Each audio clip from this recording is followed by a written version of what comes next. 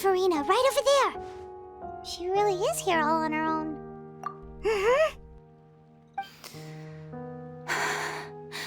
Should I just give up? This is all meaningless. What was meant to happen did happen after all. Everyone's dead. I'm sorry. I'm so sorry. Give up, Farina. There's no point in holding out. I'm sorry. But what can I even do other than to repeat meaningless apologies over and over? Who's that? Don't worry, Farina, it's just us. So it is you, blonde traveler from another land. Why, I almost thought you were someone from that mob of my ignorant subjects, come to kneel and beg for my forgiveness. Farina, you were crying just now, weren't you? The tear stains on your face are obvious. What do you mean, tear stains? Oh, I remember. The show at the Opera House earlier this morning was so moving. I'm still trying to process it. Who did that uncivilized rabble think they were, disturbing my enjoyment of the arts?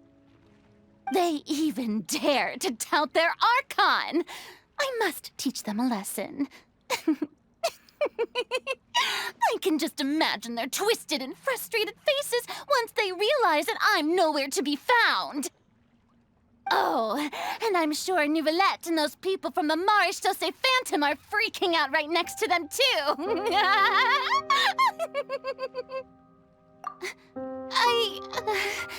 Of course not. Hey, there she is! The Hydro Archon's over there! Quick, after her! Farina, those people seem to be after you. They are? They're just some rabid fans who want to cut the line because they haven't been able to meet me in person, aren't they? That's against the rules. I can't let them get their way. Farina just ran off! Quick, we have to catch up with her!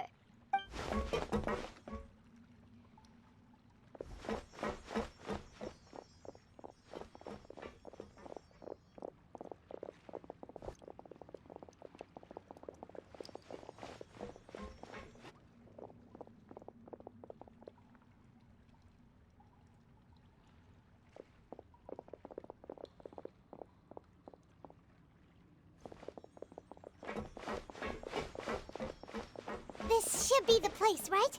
Hey, Farina! There's a good hiding spot over here. Quick, come to Paimon before the rest of them catch up to you. What is this place? Hurry, they're almost here. Fine. I suppose haste is warranted. Lead the way.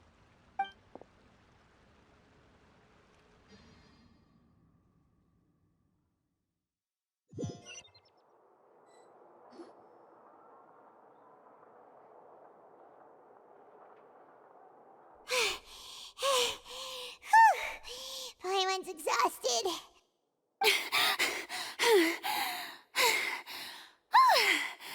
I'm so tired. I totally thought they had caught me. No, I merely gave in to the sheer enthusiasm they displayed. You're right. Yep, that's a good girl.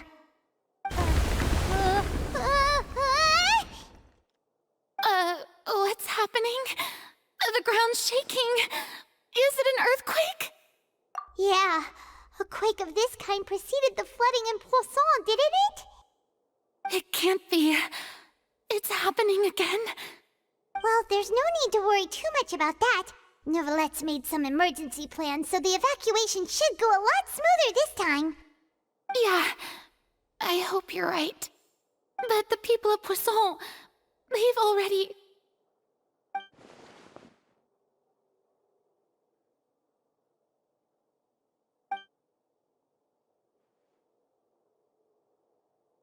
It's true. I've been investigating the prophecy for hundreds of years. I once had informants all over Teyvat, searching for clues and feeding information back to me. I've tried all kinds of ways, too, to hold back the sea. Anything to keep the coastline from advancing.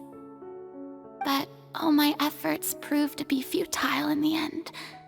Really, the truth has been clear to me for a very long time. We cannot make an enemy of the divine. No matter what we do, the will of the heavenly principles will have its way, and the prophecy shall be fulfilled. Give up.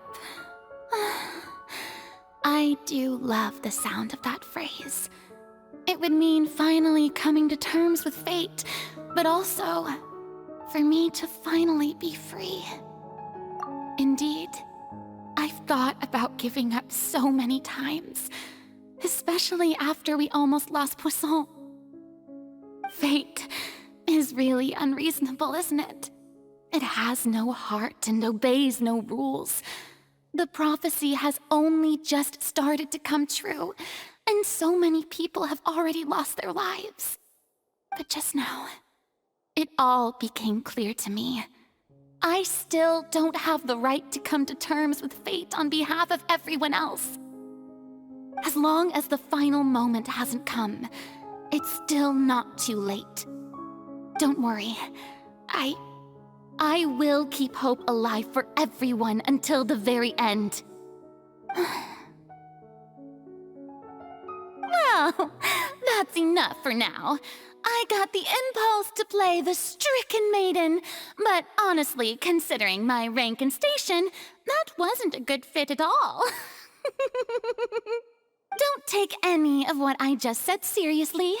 How could I possibly let Fontaine fall to the whims of trivial prophecy? Come on! Paimon could have sworn you were actually being honest just now.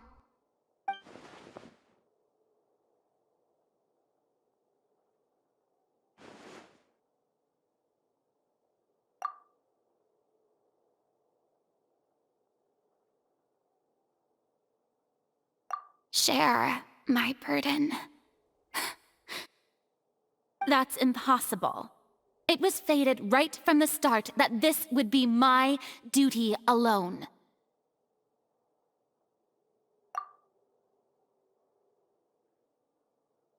A witness. Yes, I've heard that you came to Teyvat from beyond the stars, yes. In other words, you never belonged here.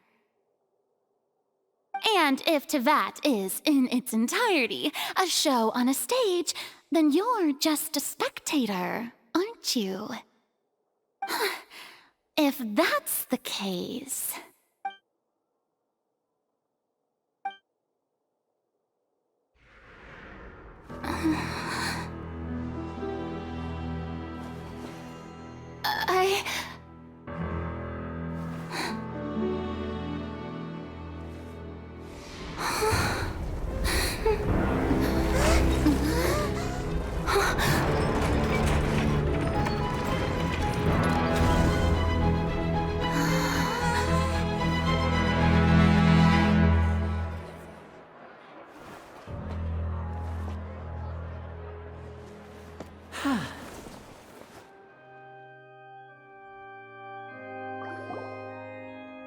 Ladies and gentlemen, this concludes my opening performance. Now, without further ado, we may proceed to the trial of our god. So this is what it is. Yes, you deserve praise for the effort you took to raise the dramatic stakes. Do not forget, however, that I am Focalor, the god of justice, the embodiment of justice itself. Does it not strike you as even the least bit absurd to bring the very concept of justice to trial? May I interpret these words as your refusal to stand trial? In that case, you will have the opportunity to defend your honor through a duel. you would draw your blade against a god?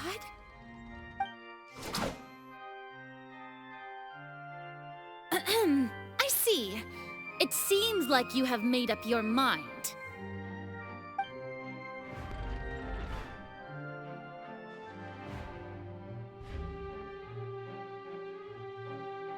Paimon can't believe it. She just surrendered. What the heck is going on? Did I just see an Archon surrender to a human? Wow, how utterly humiliating.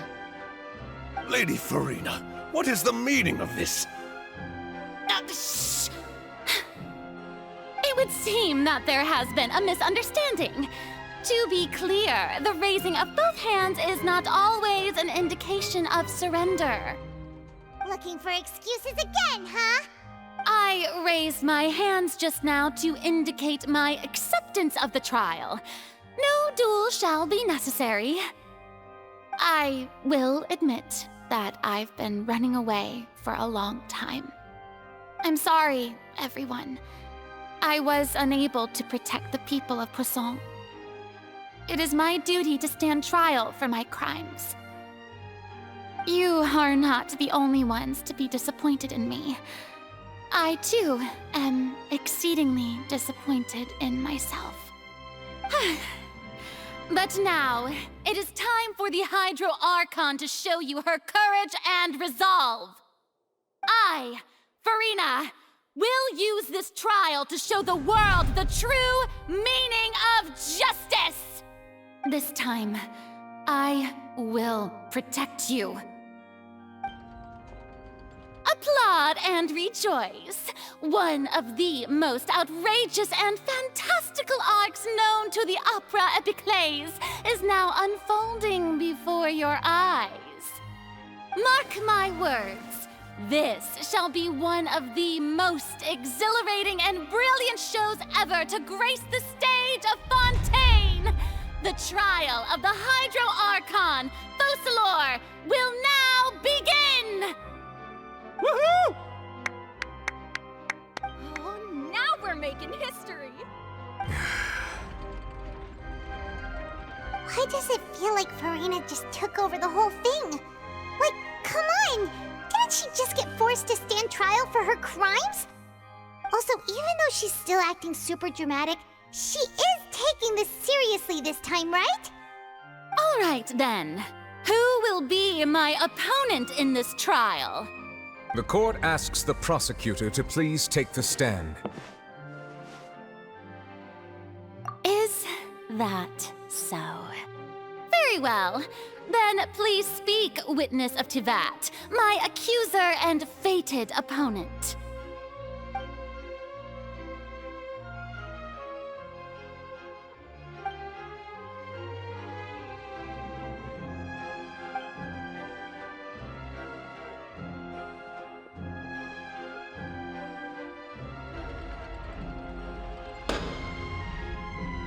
Also, please allow me to ask, as a final question before the trial begins.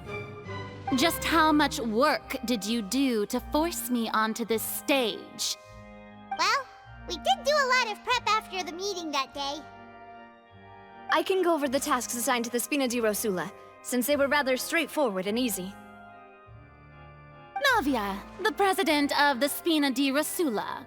Most of the people who participated in the disturbance this morning were my subordinates. They changed into plain clothes and came to the Opera House as regular audience members, waiting for the perfect opportunity to incite insurrection against you. The people's resentment against their Archon has been building as more and more of the prophecy is fulfilled. A spark was all we needed to turn smoldering anger into a flame. Moreover, according to our understanding and analysis of you, when something like that occurred, you would likely flee the scene and head to Poisson by yourself. So, we arranged for a second group to lie in wait there. So, you mean, the ones who scoured the settlement for me were also from the Spina? And their goal was to force you to step into the giant magic box so you may personally participate in the greatest magic performance in all of Fontanian history.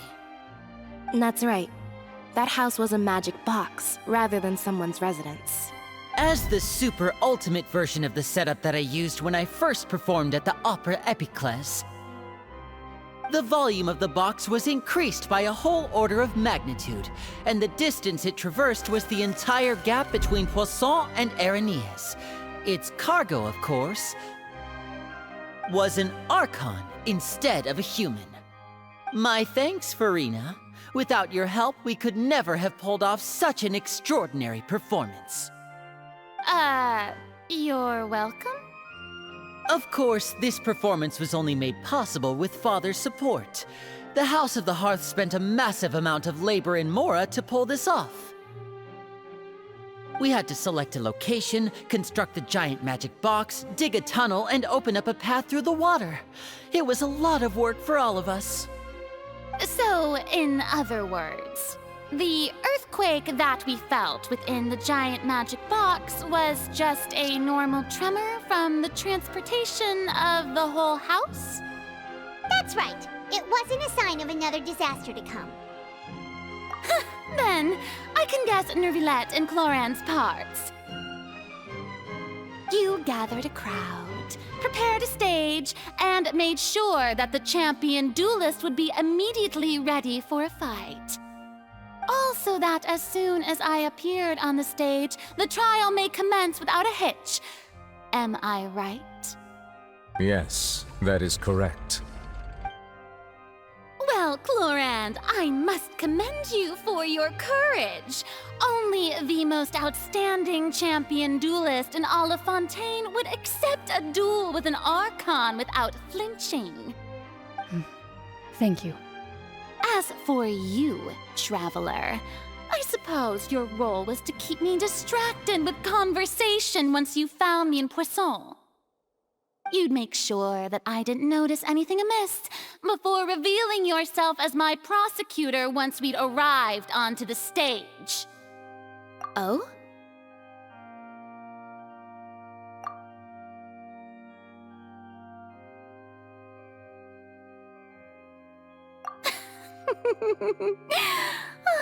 Is that so? Then I suppose I must have missed my final chance. It's fine. It matters not. What's done is done. The stage is already set, so there's no reason to disappoint the audience. Let's see this trial through to the very end.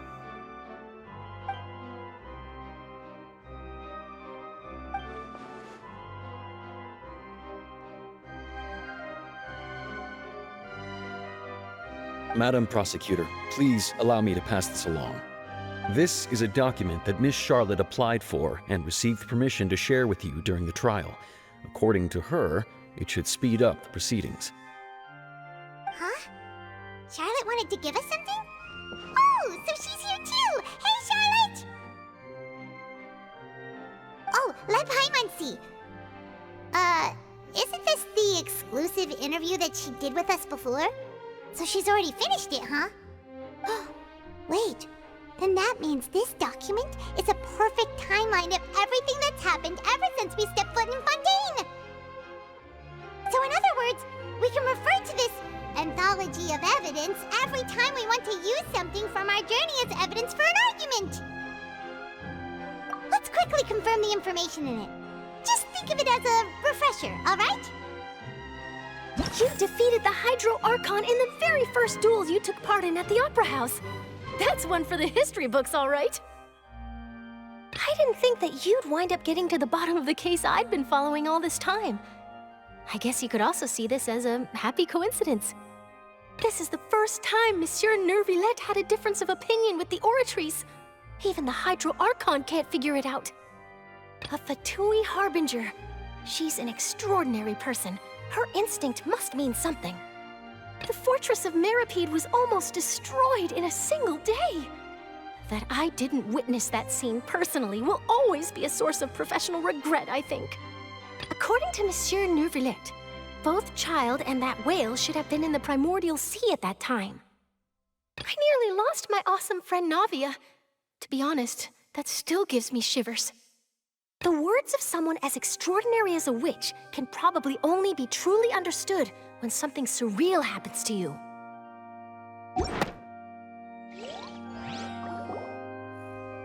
The prosecution and the defense are both in position. The trial shall now begin. Oh, come on, Nervylette. There's no need to repeat all the unimportant legalese. Just fast forward to the part where the prosecution lays out my offenses. As the defendant and the lead actress of this performance, I still haven't even been informed of my supposed guilt in all of this. Of course, it is only natural for humans to struggle to understand the actions of a god. However, you will need more than that to convict me of a crime. That's true, but my charge here is unrelated to your conduct as an Archon. Instead, I would like to charge you as a fraud who's never been the Archon in the first place. Wait, what was that? Lady Farina's a fraud? Hey, I came here thinking that we were going to try the Hydro Archon for forsaking her duty, but did I hear that right? She's not our Archon at all? Charge accepted. Lady Farina, do you plead guilty to the charge? Lady Farina. I plead not guilty. How can I be guilty?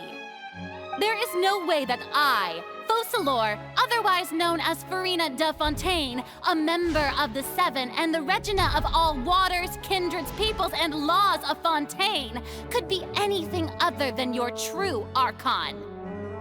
Yeah, even though Lady Farina can be rather eccentric, isn't it going too far to doubt her very identity? Yeah, I've never questioned her identity either. Sure, Lady Farina can be super irresponsible, but what grounds does that prosecutor have to make such a huge claim? I have cause to believe that common sense will prevail in this case. Many of the members of the audience have known me as the Hydro Archon ever since they were born. There would be no fooling their memory. See? Even the Oratrice has decided to show me its favor. Are you sure you want to commit to a charge that will never be upheld? If you wish to drop the case, I can promise you as the God of Justice that you will not have to face trial for making a false accusation. We will treat everything that's happened as a dramatic spectacle and move on with our lives. What do you say to that? Huh. An argument with near impossible odds, huh? We have to not only refute Farina's claims, but also overturn the long-held beliefs of the people. Well, I tried to give you the chance to surrender. If you must persist, then let me ask. If you believe I'm not the Archon, then what manner of being do you think I am? And if I was not the Archon, then how did I manage to live for over 500 years?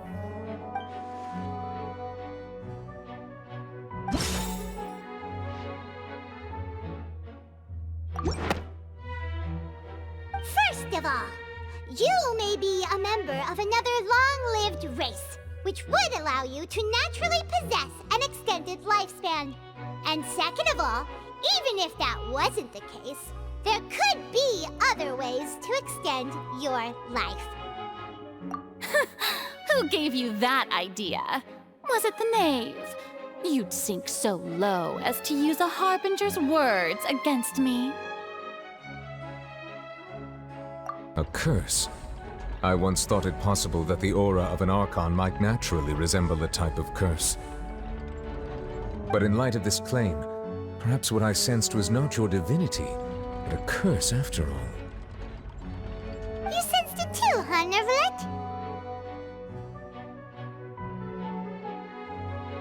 Lady Farina is actually a human? Well, it is true that it's extremely difficult to tell humans and gods apart just by looking at them. It's not impossible.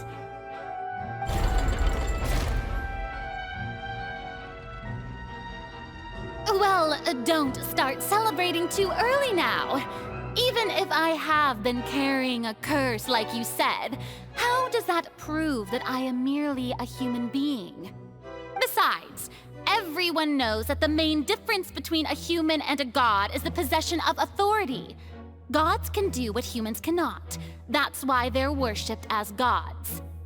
For centuries, manifestations of my authority have served the nation of Fontaine.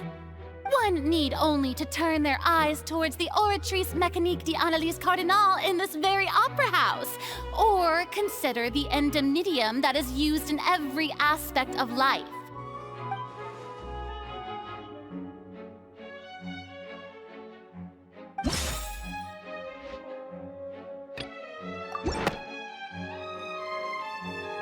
You tried to reference the Oratrice, but weren't you as confused as all the rest of us when the Oratrice declared Child to be guilty without any proof?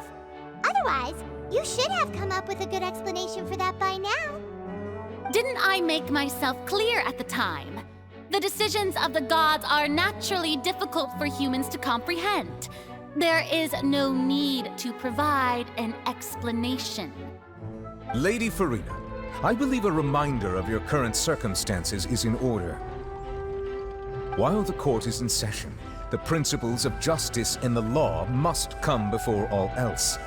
While you are an Archon, you are also first and foremost the defendant in this trial. You will prove yourself unable to defend against the prosecution's charges if you continue to withhold vital information against the rules of the court. I never thought you'd use that kind of rhetoric against me. That was no trick of rhetoric, Lady Farina. I've merely reiterated the rules of the court. Rules that all should respect and follow. So, you neither knew why Child was declared guilty, nor did you understand the structure and operations of the Oratrice. Instead of having been created by you, the manifestations of authority you mentioned have been made by the real Hydro Archon, haven't they? The real Hydro Archon? Well, now you're really losing me. It is true that I did not know why the Oratrice gave out a guilty verdict that day. But the Oratrice handed out that verdict unilaterally, and it has been operating independently ever since it was first created. You can't argue that just because a divine creation is flawed, that the god behind it must also be no god at all. She's still throwing out all kinds of excuses. Seems like she's confident that we won't be able to produce proof that she has no power over the Oratrice. My power as an Archon. There are many ordinary citizens in the audience. How can I just carelessly demonstrate the formidable power of an Archon? If that poses a concern, I'm prepared to extend my protection to the audience. You don't need to go that far.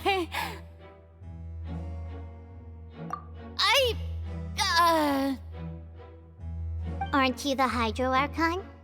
Or is it that you can't even wield the power of Hydro, much less the authority of a god? Indemnitium! Yes! It's all because of Indemnitium! All Archons derive their power from the faith of the people, and I've converted the people's faith in justice into Indemnitium!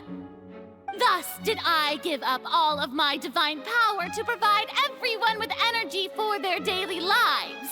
Have you ever seen a more magnanimous god? Isn't that a huge stretch? Yeah, no matter how generous an Archon can be, how could they give up all their power? Can a god with no power even still be called a god? It seems like nobody's buying Farina's excuse. Hey, come now, everyone! Please don't stare at me as if I was a liar! I'm still the same Farina you knew, right? The one that you loved! Shouldn't you want to believe in me? Please? You've got to believe me! If what the prosecutor said is true, she really has committed a grave offense. Did she deceive all of us? And all of our parents and grandparents too? And then all of our ancestors? Ever since they were born? Enough! That's enough. Tell me then, if I'm not the real Hydro Archon, then who is? If you have no evidence of another Hydro Archon's existence, nor can you find anyone who can back up their claim to be such, then what grounds have you to say that I'm not actually the real deal? Wow, she came up with yet another argument. How can we refute her now? Seems like she really doesn't want to give up.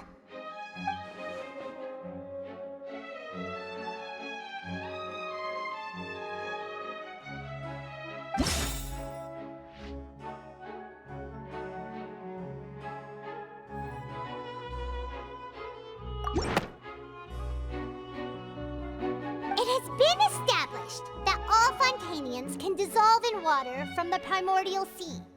And that means... Since you insist on claiming to be a god and not a human, then there's a method that you can use right here and now to eliminate all suspicions of you being the latter. Miss Navia, please apply to serve as a temporary attorney for the prosecution before addressing the court. Though you act in partnership with the prosecutor, you must still adhere to proper procedure. Super sorry, Monsieur Chief Justice. I swear this really will be the last time that I'll speak out of turn. Now, I've brought some seawater from Poisson.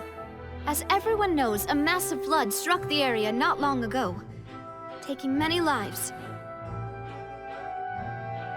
including those of some of my closest friends.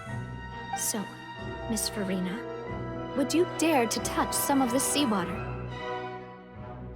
If we are to believe that you are indeed the real Hydro Archon, touching this seawater would have no effect on you. All it should do is strengthen your case. But if you don't dare to touch it, then we would have basically proved the reverse. Oh, and I must remind you that after the disaster at Poisson, nobody wants to see any more people dissolve. I do hope you'll act prudently and choose the simpler path of admitting guilt. Navia from the Spina di Rasula. The Spina has governed Poisson for many years. I guess her suggestion is valid. If Lady Farina is indeed just a human, she's probably Fontanian like all the rest of us. Would she really dare to try?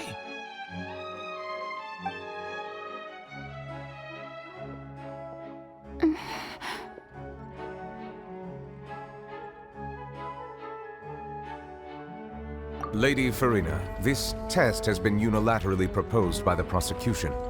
As it falls outside the realm of standard court proceedings, you possess the right to decline participation.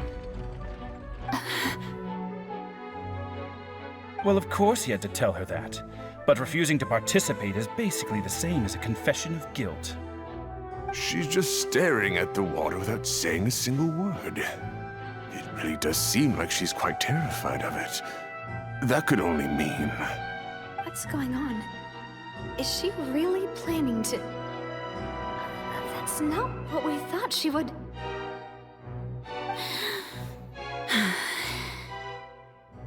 Due to the inherent risk of the test, Lady Farina, you may...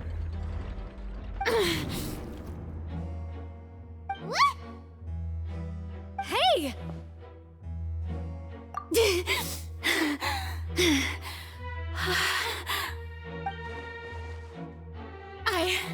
I'm fine! Look at me, everyone! My hand is still here! I haven't been dissolved! Will you believe me now? I really am your Archon! I'm nothing like a normal human who would fall apart as soon as they touch this water! Really, was this not the most obvious thing in the world? Miss Siegewin? If you are present, Miss Siegewin, please come forward and attend to the defendant. Siegewin? Don't be nervous. It'll just take a few seconds. Let me see. That should be enough. Please announce the results of your evaluation to the court, Miss Siegwien. As everyone doubtlessly saw, Miss Farina was displaying symptoms of hyperventilation and flushed skin. These indicate that she was experiencing the adverse effects of exposure to primordial seawater. The extent to which she was affected is the same as other humans when exposed to primordial seawater of a similar concentration. Thank you, Miss Siegwien. Lady Farina, you may return to the defendant's stand. Oh wait, what did she just say? I didn't get dissolved! Shouldn't that be enough to prove my innocence? Well, considering your tendency to run from your problems, we did originally prepare a direct sample of the seawater around Poisson. However, after extensive discussion, we exchanged it for a sample that is not concentrated enough to dissolve an actual human. After all, on the off chance that something entirely unexpected might occur, we don't want anyone else to lose their life to the sea. Yeah, so out of regard for Farina's life, you secured a low-concentration sample and asked the head nurse to serve as an expert witness. It's a great thing that the direct sample wasn't actually used. Farina could have... I can't believe... you...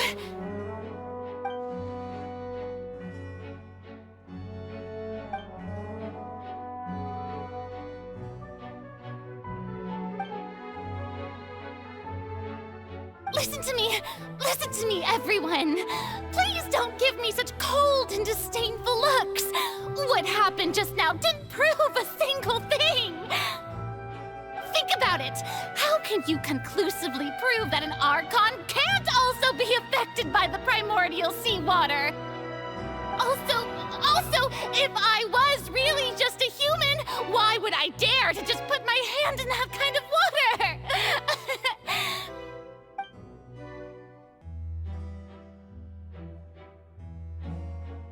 Please, everyone, anyone, just listen to me! I swear, I really am your Archon!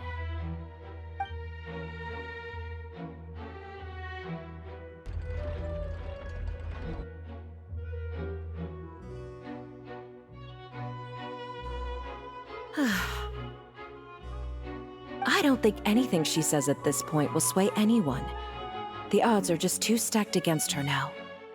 With all the things that have been said, Paimon doesn't think there's any way left for Farina to win. I believe the time for arguments and presentation of evidence has come to an end. If there are no objections, we will move on to the final judgment.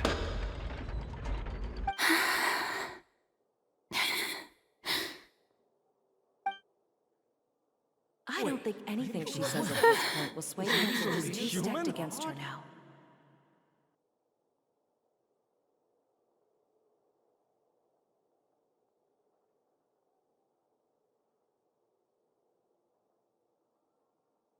In my capacity as Chief Justice, I shall now render judgment on Farina's misrepresentation of herself as the Archon of Fontaine. As a human who knowingly deceived her fellow citizens, Farina is... guilty.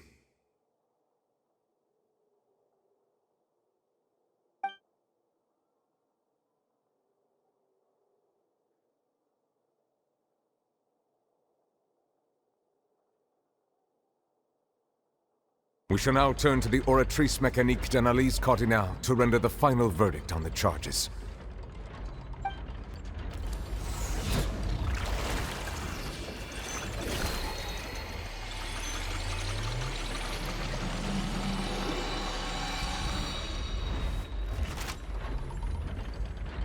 According to the judgment of the Oratrice Mécanique d'Analyse Cardinale, Farina is... Well, what's wrong? What's the Oratrice's verdict? No, the Oratrice also displays a guilty verdict. Isn't that correct then? However, the exact wording of the verdict is thus: the Hydro Archon, guilty. To be punished via the death sentence. The death sentence? That's actually one of the available sentences? I've always thought that it was just a myth.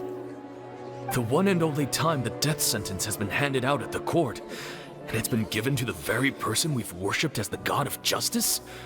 What an unexpected twist. Farina's been sentenced to death by the Oratrice? We just wanted to use the trial to show her the seriousness of things so she'd tell us the truth. How did things escalate this quickly? This outcome is indeed quite strange. According to Fontaine's current definitions of justice, as well as its recommendations for criminal sentences, is this sentence really appropriate for the crimes that have been committed? Yeah! Even Vacher wasn't sentenced to death by the Oratrice. You know, the real evil mastermind behind the serial disappearances case. Indeed. Not only is Farina's sentence overly excessive, the very point of our trial today was also to prove that Farina has never been the Hydro Archon in the first place. But now, the Oratrice seems to have deliberately invoked the title of the Hydro Archon. What does this mean?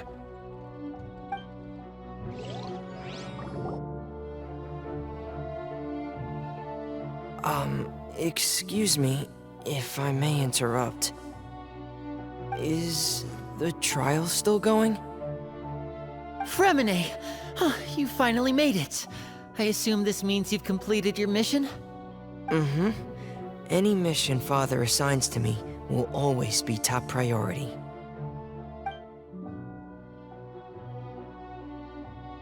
Is that the first prophecy slate? Huh. So the knave privately arranged for Fremine to try and find the missing slate. I looked everywhere and finally found it at the bottom of the sea. It took me a long time to get around some dangerous stretches of water.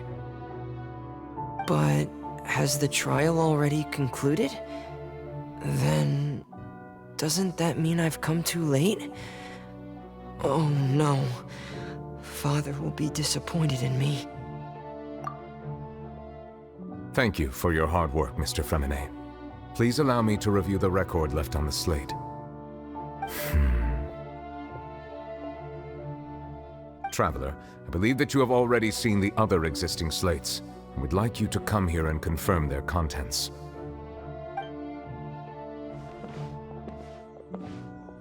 Huh? So what do you see? What is it?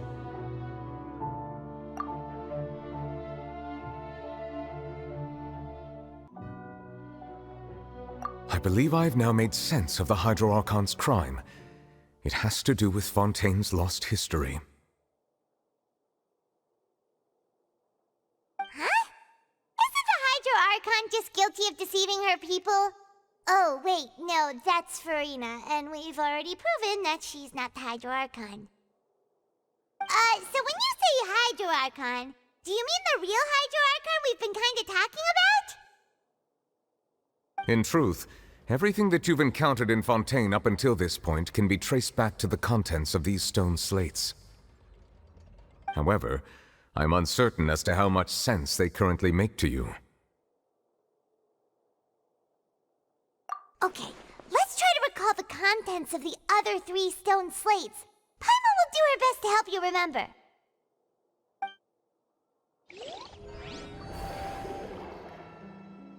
They'll dissolve into the primordial sea but won't cease to exist.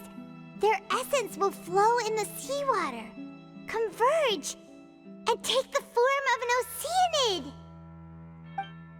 The Hydro Archon was sentenced to death in court, shocking everyone present. Perhaps this means that her sin was actually Fontaine's original sin. Navia fell into the water inside those ruins, and she nearly dissolved. She was surrounded by the people of Poisson in a court within her consciousness, and was forced to take part in a trial meant to make her stay. The eruption of the primordial sea at the fortress of Meripede was the surest sign that the prophecy was about to come to pass no matter what. The prophecy's contents can all be verified by recent events. If we combine what we know together, loads of truths should come to light.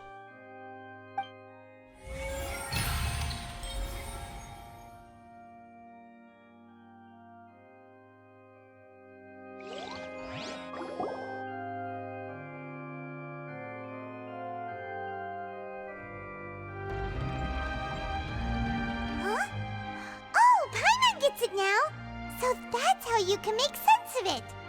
But then it feels like we're going to have to share some truly shocking revelations. Let's hear them. Incredible. Linny, did you hear that? We're not real humans. All Fontanians were originally created by the late previous Hydro Archon, with Oceanids as their basis. The evidence for that can be found in how only Fontanians could dissolve in primordial seawater, and how all the girls Vacher dissolved were also turned into Oceanids.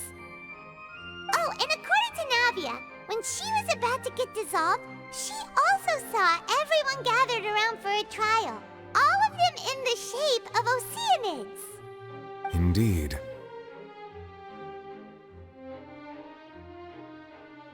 Yeah, and it follows from the content of the first slate that she probably angered Celestia by creating humans without prior permission. That could also explain why the Oratrice judged the Hydro Archon to be guilty. It's to account for that ancient sin. The Hydro Archon's true sin was creating us? And yet, after many hundreds of years, the Hydro Archon's creations have turned around to try to judge the Archon within the Opera Epiclese. The twists of history are often the most unexpected of all. Yeah, isn't the image here just like when Navia fell into the sea? So wouldn't it be trying to show the image of the Hydro Archon also falling into the sea once the prophecy has been fulfilled in the fourth slate? In the end, the people will all be dissolved into the waters, and only the Hydro Archon will remain weeping on her throne. Only then will the sins of the people of Fontaine be washed away. Did Paimon get all that right? You've made some keen deductions. I must say, given how much you still don't know, it is impressive that you've already managed to connect so many pieces of the truth. However, while you were able to decode all the information on the slates, they've also been etched with an additional layer of hidden information using a different power source. When we were at the ruins, I tried to decipher the hidden information recorded in the slates. But since we only had 3 slates at the time, I was unable to come to a full conclusion. Now that the slate collection is complete, I shall make another attempt to decipher the narrative recorded within. If everything goes well, we should finally be informed of the unadulterated truth.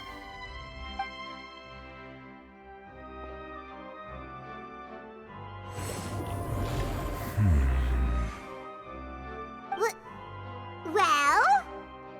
Did you get it? I believe I should share this truth not only with you, but with all the people of Fontaine as well. I will try to briefly summarize it for you. Your hypotheses regarding the origin of Fontanians and the sin of the Hydro Archon were both correct. In the Fontaine of old, the previous Hydro Archon sensed the yearning of her Oceanid familiars for life on land. The Oceanids were enamored with the beauty and romanticism of human beings, and wishing to have those experiences for themselves, expressed to the Hydro Archon their desire to become of a similar kind. However, even though water as an element is intricately linked with the power of life, the Hydro Archon, as one of the 7, did not possess the authority to create a new form of human life. Not one to give in, she eventually found a way to create permanent humanoid bodies for her familiars by appropriating the power of this planet's primordial sea. She poured primordial seawater into the Oceanids' blood vessels, creating humanoid mimics in the process. But if Fontanians were to ever come into direct contact with water from the primordial sea, the power within their bodies would escape these artificial restraints and return to the sea. As a result, their forms would collapse, and they would be reverted to their original forms as Oceanids. Of course, the Hydro Archon never received permission from the heavenly principles to create a new human race. And thus, the Hydro Archon and all of her creations came to shoulder the original sin of appropriating the power of the primordial sea. That is the true history of how the people of Fontaine first came into being. So we were all Oceanids before we turned into human beings? That's way too much information for me. I think I'm just going to pretend that I never heard a single thing. Wait, but if that's the truth, we can't let the Hydro Archon be sentenced to death. After all, her only sin was creating us. This really might be too much information for your regular Fontanian, but it does answer a lot of our questions. Alas, your hypothesis regarding the third and fourth stone slates was inaccurate. The slates' respective positions are, in fact, correct.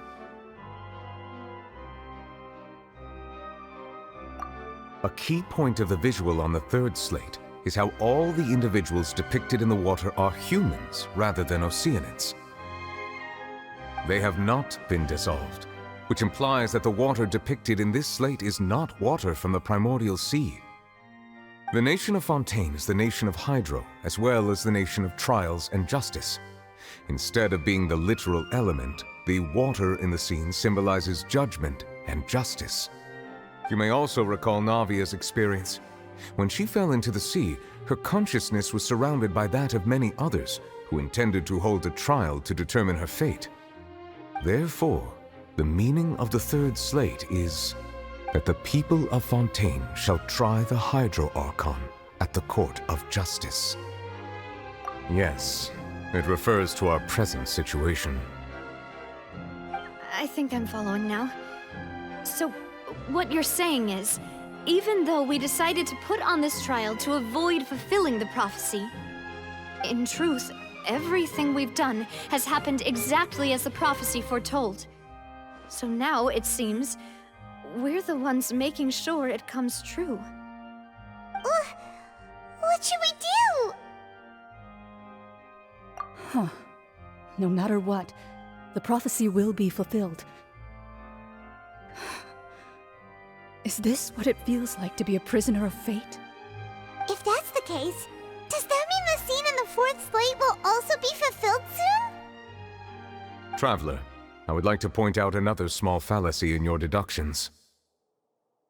About the fourth slate, you probably thought that the eruption of primordial seawater beneath the fortress of Meripede served as the surest sign that the prophecy was about to come to pass, yes? However, I believe that rather than being a sure sign, that eruption could in fact only be a small warning of something far worse to come. As for the root cause of the catastrophe, I believe you've already encountered it once before.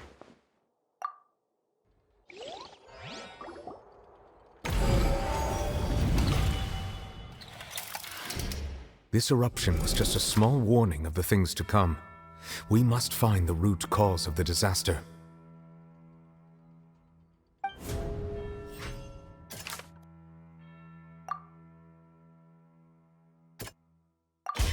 It was both dream and reality. If we're talking about a true culprit, that could only be that thing inside the primordial sea, right? The truth, the original sin, the trial, and the root cause of the disaster.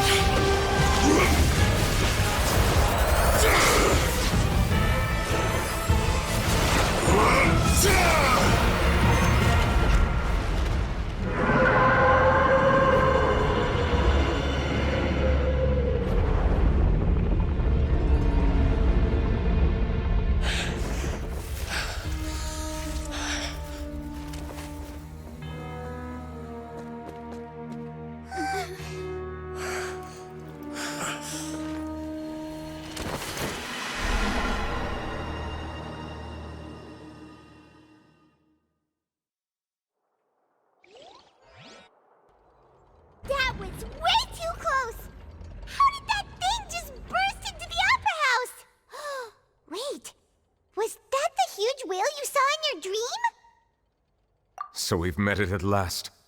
I understand very well why it has chosen to make an appearance here. That whale does not belong to Teyvat. It is a monster that has traversed the stars, weeping all the while. It has been greedily consuming the energy from the planet's primordial sea, using it to grow. That is the main cause for the rising sea levels. And once it has finished consuming all of the energy contained within the sea, its next step will be... You said that when the Hydro Archon first created Fontanians out of Oceanids, she filled their blood vessels with primordial seawater. Precisely.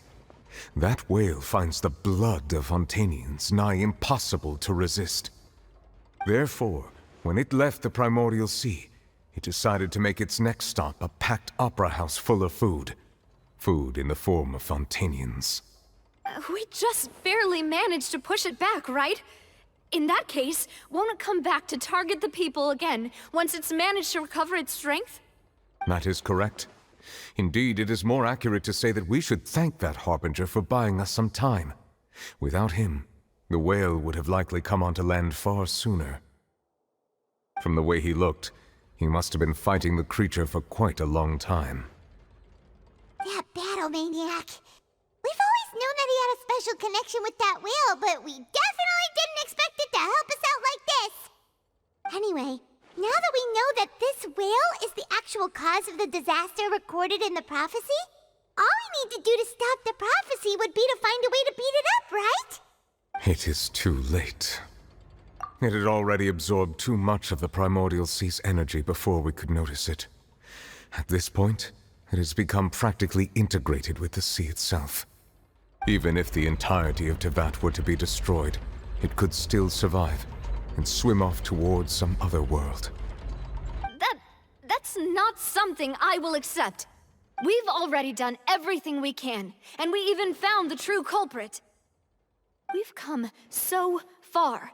You can't just tell me that the last hurdle is some impossible foe.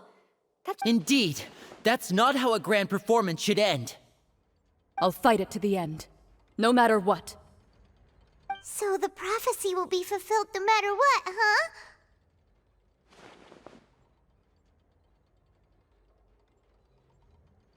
The prophecy. Yes, what has been prophesied will be fulfilled. You may view such things as the history of the future.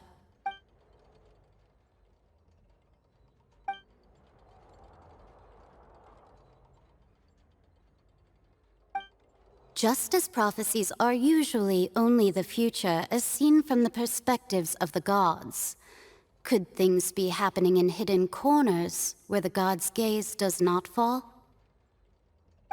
Ultimately, fate shall serve as your only guide, no matter what will happen in Teyvat's future.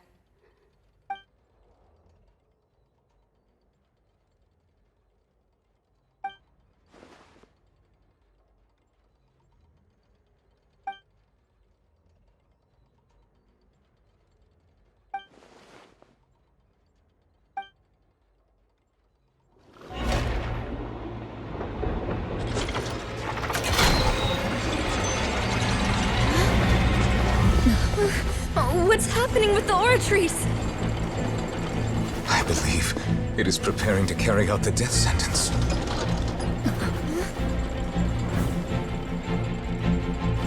Farina!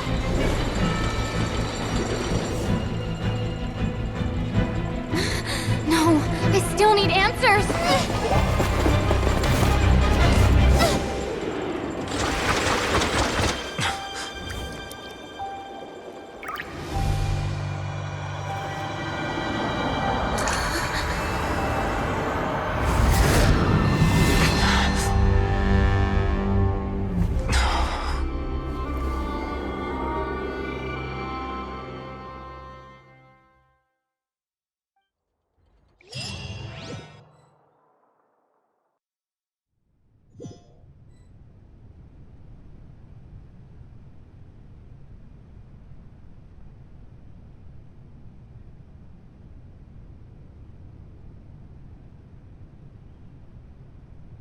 You...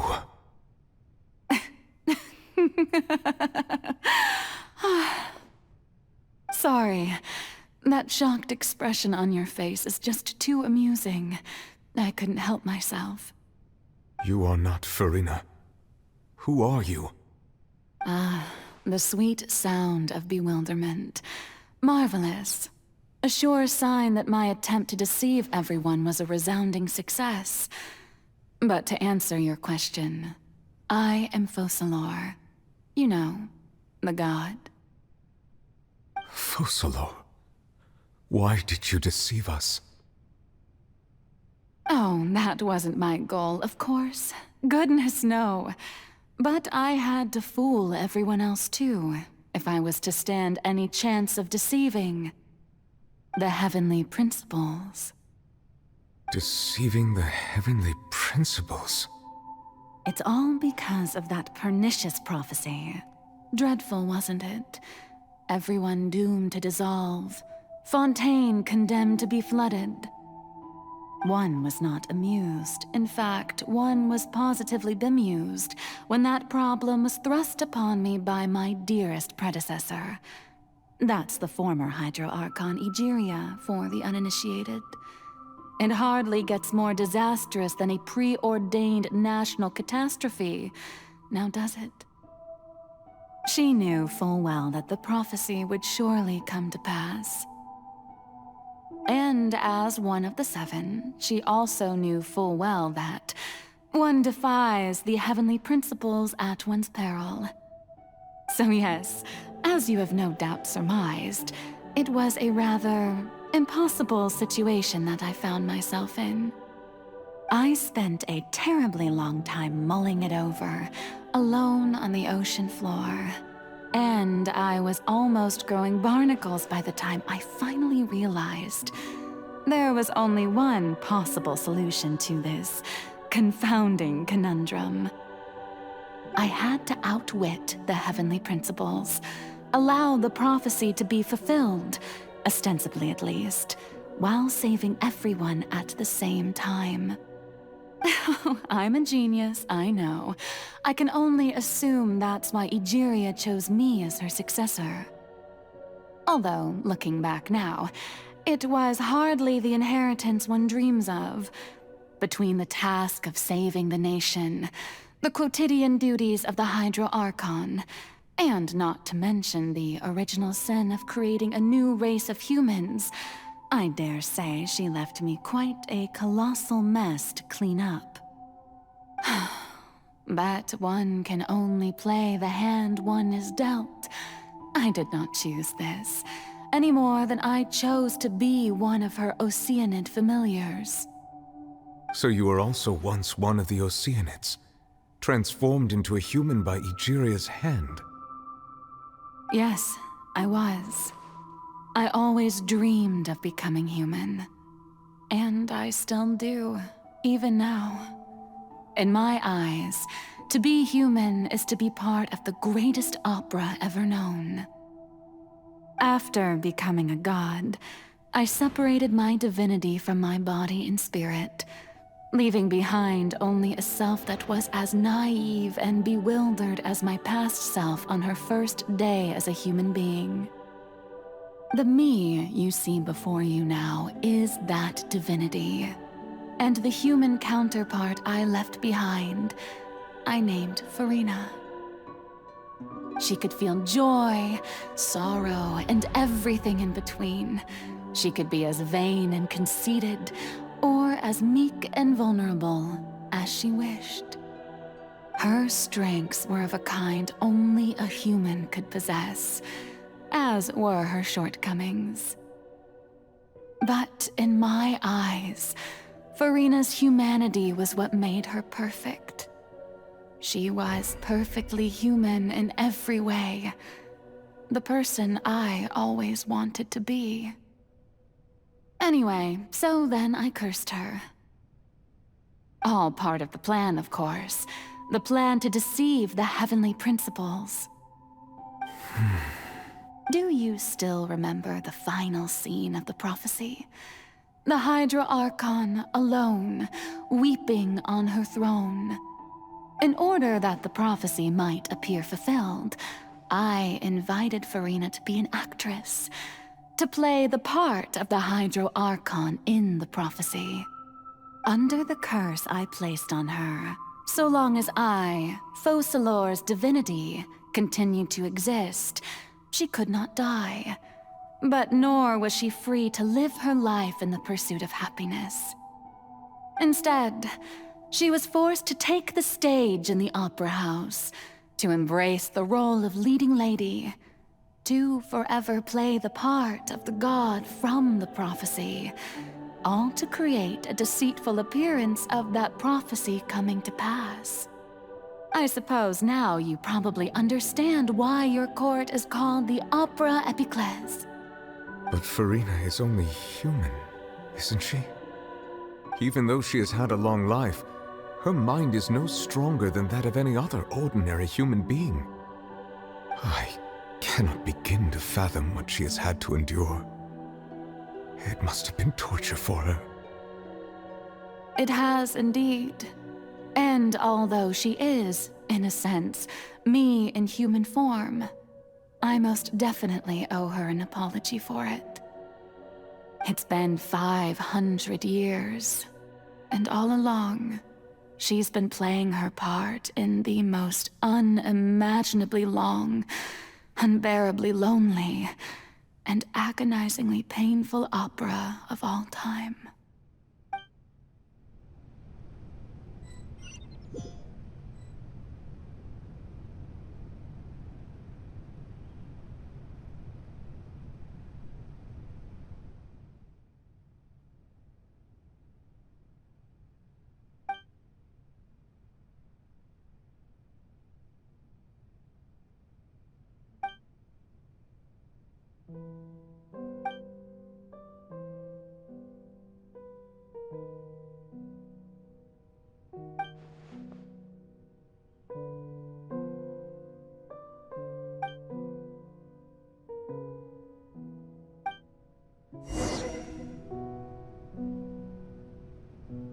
Oh, who permitted you to come onto this stage? Now, I understand your admiration for my august self, but I must ask you to keep to the rules. All right. It is not my intent to reprimand you. There is no need to state your name. Just be off with you. Do not distract me from my performance. Oh, do not jest. Can you not feel it? I am Focalor. The eyes of countless Fontanians are upon me. I must, at all times, display the utmost elegance and nobility.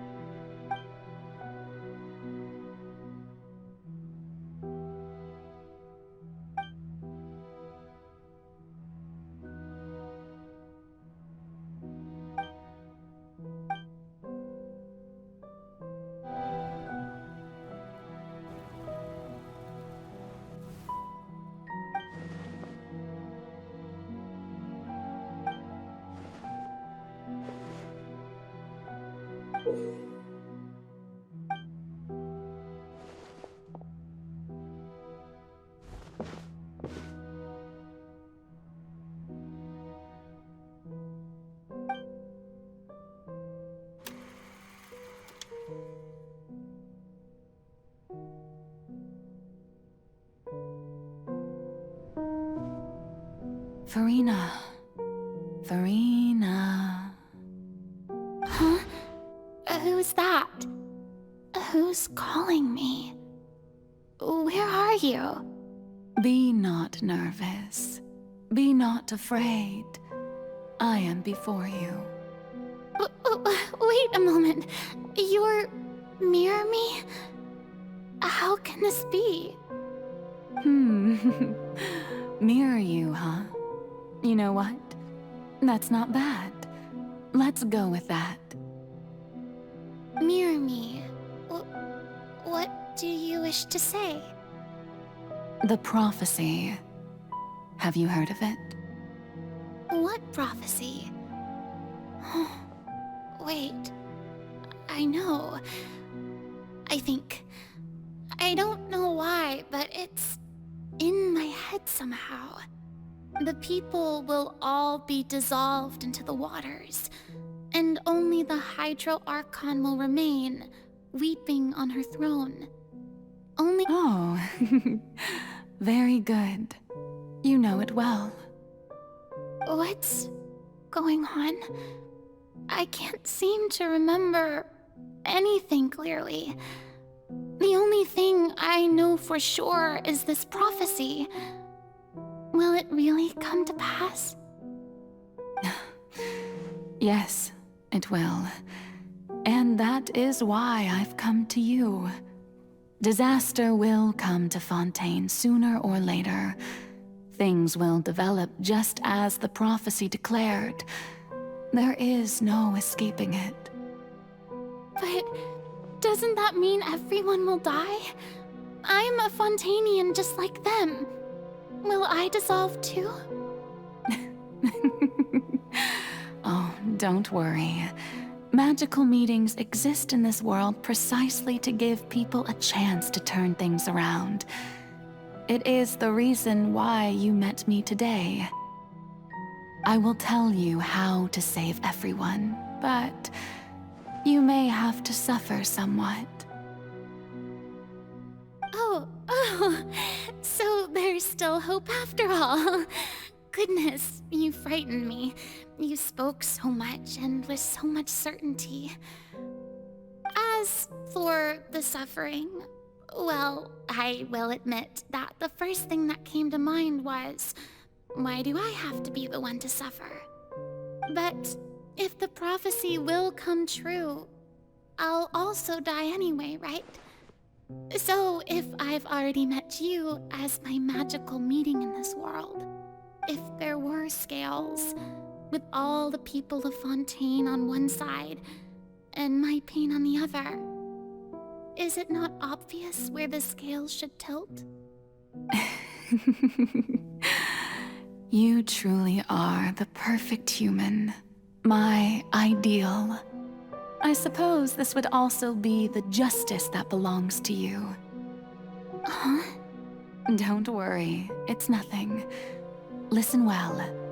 Fontaine has just lost its Hydro Archon. I need you to play a role, that of the new Archon. Play as a god? That's right. You must begin a never-ending masquerade. You must never let anyone suspect your identity. If you can keep it up, then I shall have my way of defying this prophecy. But should your identity be revealed, then all hope will be lost. But how will I do this? A human assuming the role of a god without being exposed. Don't worry. What you must do is not to turn yourself into a real god. You simply need to play the role of a god as humans imagine them to be. Being a human yourself, I'm sure you already know what such an entity would be like. Remember, your true challenge will not be pursuing divinity, but contending against humanity. I'm still not sure I understand, but I'll try. I'll try to do this. So, how long am I going to have to play this role? To accomplish this mission, you will have to stay on the stage for many, many years. You will endure and not grow old until your task ends. But I promise you, all will eventually end in a magnificent and dramatic trial, and everyone will be saved. A trial, huh? How exciting. I'll be looking forward to it.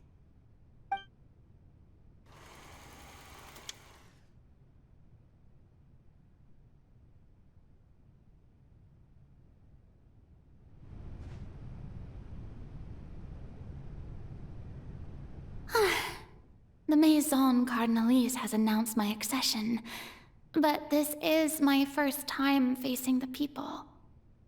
What should I say to most appear like a god? To be honest, I still don't know. Perhaps I should first try to act natural. Ladies and gentlemen, good evening, and welcome to the Opera Epiclese. I'm sure you've all heard about how I have taken on the role of Hydro Archon. Indeed, I am Verena de Fontaine, your new Archon. In truth, I know little about becoming a nation's new god, but it will be my honor to guide you all. As the god Focalor, the god of justice, I shall do all within my power to lead you into an age of fairness and justice. Once again, thank you all for coming. If you should have any questions or suggestions, please send them to the Maison Cardinalise. The future of Fontaine will require us to work together, after all. This should do it. I thought I might stammer, but thankfully, I was able to convey my thoughts just fine. Okay, and next. That's the new Hydro Archon. Is this some kind of joke by the Maison?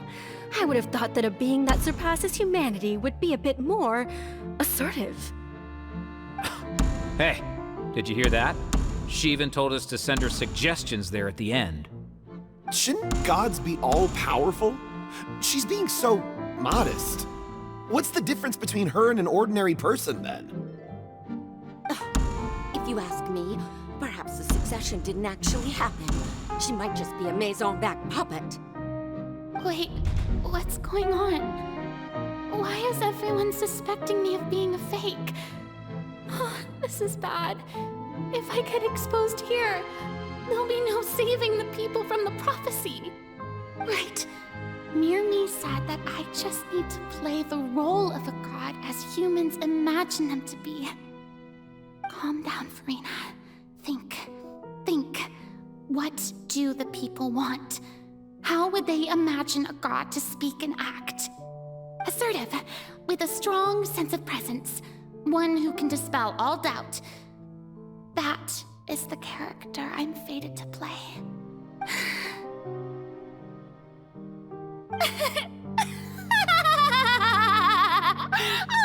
Oh, very good, my people. Only ones such as you are deserving of my rule. Now, I was wondering if some weak puppet were to one day come onto the stage and claim ownership of this opera house, would the children of Fontaine follow them? Well, it seems that you would all see right through them. Having passed my test, you are qualified to witness wondrous trials alongside my august self, here in this opera house. You may consider my previous act a door gift of sorts. I thought it was a debut that suited the atmosphere. Now then, let us be reintroduced. Ah, so that was just a performance. How could I have forgotten that we were inside an opera house? Her personality. It's quite shocking, to be honest, but I suppose it's a better look than before. Such a fascinating and bold deity. How wonderful! Our future may yet be bright after all. It seems I've turned them around. Best follow this flow and restart my accession speech. My dear people, whether you acknowledge me or not, whether you trust me or nay, I say to you, keep faith in your ardor for justice. We have heard it said that this nation's sins can no longer be washed away. Well, I say that justice is most fragrant when it blooms amid sin. The scales of justice should not weigh heavy in the hands of its God. On one side, it must carry fairness and justice. And on the other, praise and applause. May law be the prayer on our lips. May judgment be our worship. Let us light the fires and drink to the future of Fontaine! There is no trouble in this world that justice cannot solve. All that is needed is for you, my people, to believe in it, heart and soul. So long as I, the Archon Focalor, stand within the Opera Epiclese, so long as I stand before the Oratrice, I shall even judge the gods of this world!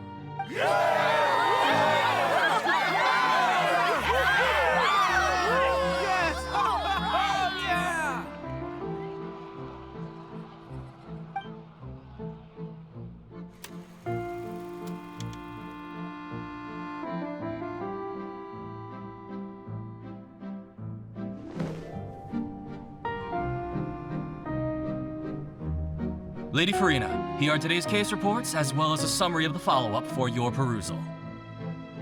Come now, was I not just at the Opera House in person? Leave these kinds of things to Neuvillette. Besides, none of these trials were the one that I'm looking forward to the most. If I may be so impertinent, what kind of trial are you truly looking forward to? A magnificent, dramatic, and wondrous trial. A trial to end all things. How could you hope to understand?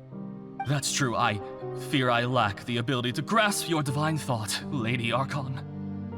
No need for fright, and do not take what I said before too seriously. Go now, do your duties. The trial I await. It will come one day. Lady Farina, I don't know what to say. Thank you for agreeing to see me. No need to thank me. Or rather, thank your own sense of perseverance instead. Long have you stood in line to meet me, have you not? Oh, I'm afraid that's just an inevitable consequence of my divine charm. All right. Deoteria, is it? How is your son's illness? You remembered me, and you knew of my family, too. He is doing much better now. In fact, he is far more of an ardent believer than I. He was the one who forced me to seek an audience with you, and to bring your words back to him. Oh, good. Very good. If this should happen again in the future, please do not hesitate to come and tell me. Going down to citizens' homes every so often, while not usual practice, should serve as a fine change of pace.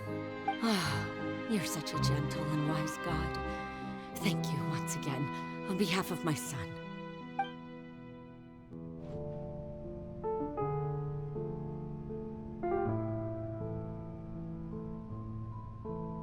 Lady Farina, here are the latest hydrological reports. As for the specific parameters you asked to take note of, I'm afraid things still don't look good. I see. It's as I thought then. As your god, I did already expect this, but I wanted to see how far your human wisdom would allow you to analyze it. All manner of signs indicate that the prophecy will still come to pass. Forget it. That's not something you need to worry about right now. Well, as I understand it, the Fontaine Research Institute is also trying to find a way to counter the rising water levels. Really? Have they found anything? I'm afraid that they haven't found any effective solution thus far. Is that so? Well, no wonder. This issue has reached the realm of the gods, after all. Still, their spirit is praiseworthy.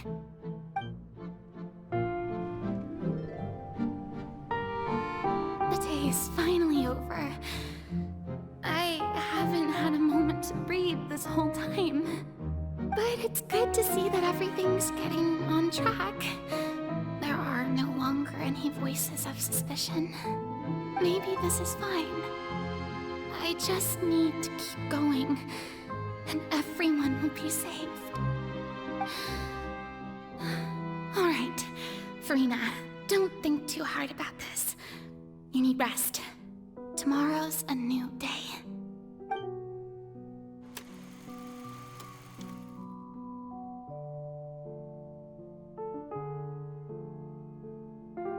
Lady Farina, here are the new trial reports for the latest cases, as well as a summary of the follow-up. There'll be no need for that. I've seen them already. There's no need to go back over scenes I've witnessed in person before. Lady Farina, I've waited so long for this chance to see you in this manner. Indeed, my dear, loyal citizen. This joyous moment is an honor for us both. Lady Farina, we're detecting significant hydrological anomalies near Poisson. Understood. Keep monitoring. Keep me informed should anything come up at the Institute.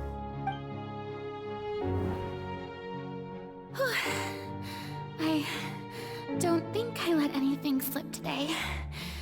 I must show the people that there is nothing to worry about. I just don't know when these days will end. I feel utterly exhausted. Best to rest early today, too.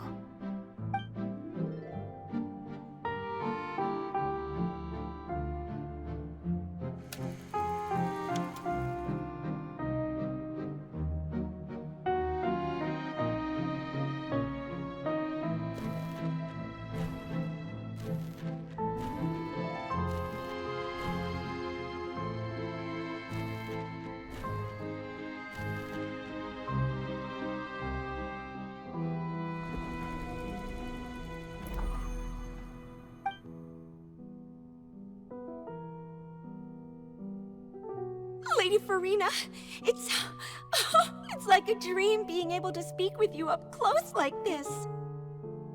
I've heard that the first member of our family who was honored to receive an audience with you was Madame Deoteria, almost 20 generations ago. And what a fine family yours is indeed. It brings me great joy to meet such a faithful believer. A descendant of a line most ardent. Surely you exaggerate, Lady Farina. My lady? What is it, good citizen? Oh, are you crying? Oh, really now?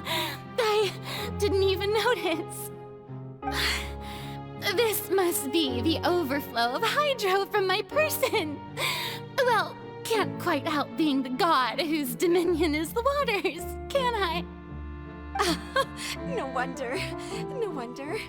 A manifestation of your power, then. Oh, Archon, I am honored to have witnessed it. Honored indeed.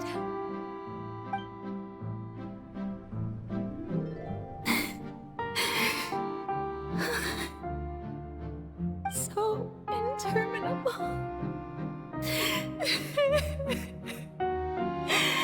So lonely. Just how much longer?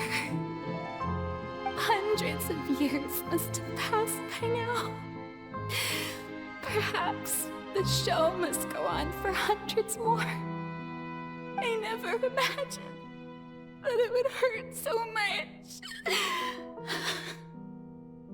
Have I reached my limit? No. Perhaps I reached it long ago. Today I didn't even notice my own tears. I want to tell someone, anyone, about this. But would that not destroy all I've done so far?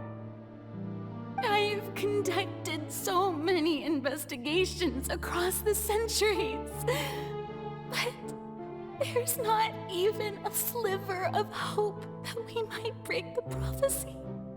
All I can do is keep heart. I must maintain this act. It is the only way to save Fontaine. Please, mirror me. You have to succeed.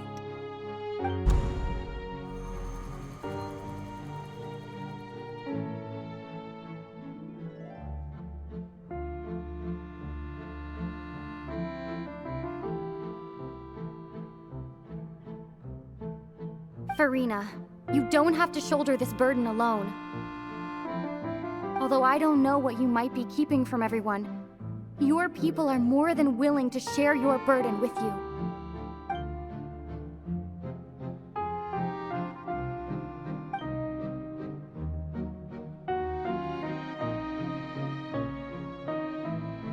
Share my burden. That's impossible. It was fated right from the start that this would be my duty alone. But even if your burden doesn't need to be shared, you can still choose to confide in someone. Just share it with me. I'm what you'd call a witness. A witness? Yes, I've heard that you came to Tevat from beyond the stars, yes. In other words, you never belonged here. And if Tevat is, in its entirety, a show on a stage, then you're just a spectator, aren't you? If that's the case... She's right. I could confide in her, couldn't I? But if things don't play out as expected, the people of Fontaine will be the ones to pay the price. No, Farina. You shouldn't be selfish. But what if it's really alright? Farina, you've worked so hard for so long. Surely it would be okay to put yourself first for once. Just is it such an outrageous thing to do anyway? To find someone in whom you can confide your frustrations and sorrows. Surely it could not hurt. If you let this opportunity slip through your fingers, it might never come by again. Think about it long and hard.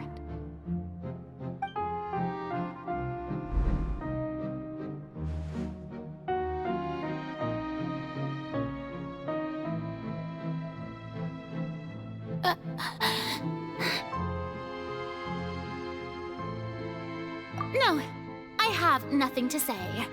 I am Farina, the Archon of Fontaine. Everything will surely get better. All you need to do, dear spectator, is to witness my performance until the curtains fall.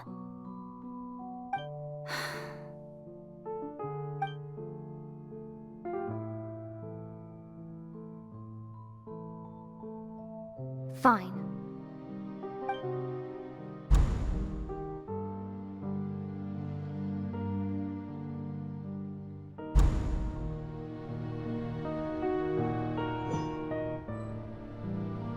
So even Farina doesn't know the truth? You've never once let her in on the full plan? Yes, it had to be done. To deceive the heavenly principles, you must first deceive yourself. She did very well. If she had let her resolve falter even once in these 5 centuries, Fontaine would have been doomed to the most tragic fate. It seems that trusting humanity was the right decision after all. I believe that I understand how your deception works, but that is only half the truth, is it not? How would you build on this foundation to save the people of Fontaine?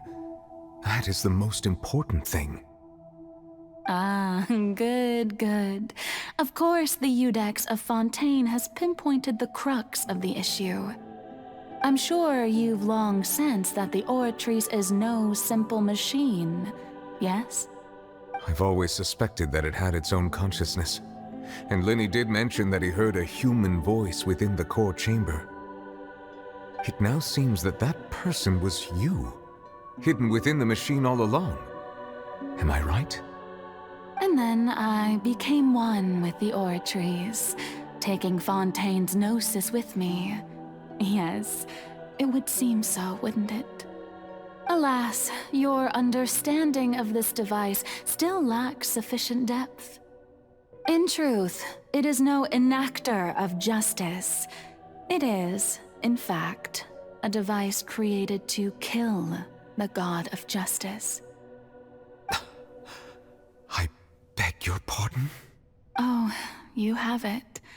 And to be more precise, not only will the Oratries take down the god of justice, it will also take down the divine throne upon which she has been placed. I mean, did you think I would be the sort to enjoy peaceful repose while Farina suffered? My work over these last 500 years has been to constantly accumulate indemnitium within the Oratries. But really, some have already discovered that only a small fraction of the energy generated by the device was ever used to provide power to Fontaine. The vast majority has been, had to be, accumulated to enact this death sentence. It was all a part of your plan, then? Both the trial and the sentence? Indeed. This power, accrued over 5 centuries, could have sustained Fontainians for millennia had it only been used for that purpose. Almost all of it has now been stored within the Oratries. But only power of this magnitude could hope to destroy the Hydro Archon's divine throne, shaking the rules established by Celestia and breaking through the institution that is the Seven. So the Oratrice's call for death was for neither Farina nor Focalor, but for the Hydro Archon. The destruction of that divine throne. If I do not misunderstand your intent, you must be... returning what's rightfully yours to you, of course. In other words, this was all done to return the authority of the Hydro Archon to the Hydro Dragon of this planet. But...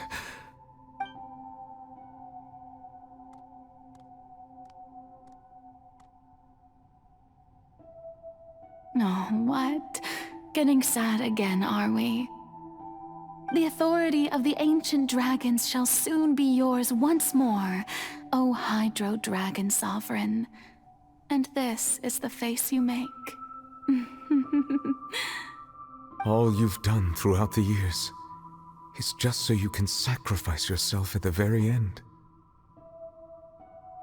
I've never quite seen it that way, you know. Even now, I'm quite pleased at how well my deception worked.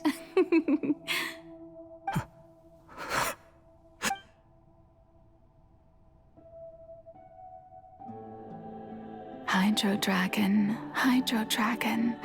don't cry.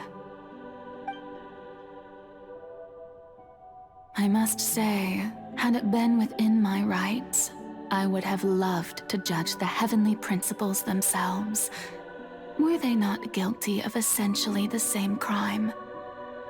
Egeria stole the power of the primordial sea, and the heavenly principles stole the power you ancient dragons possessed. I, for my part, am the god of justice.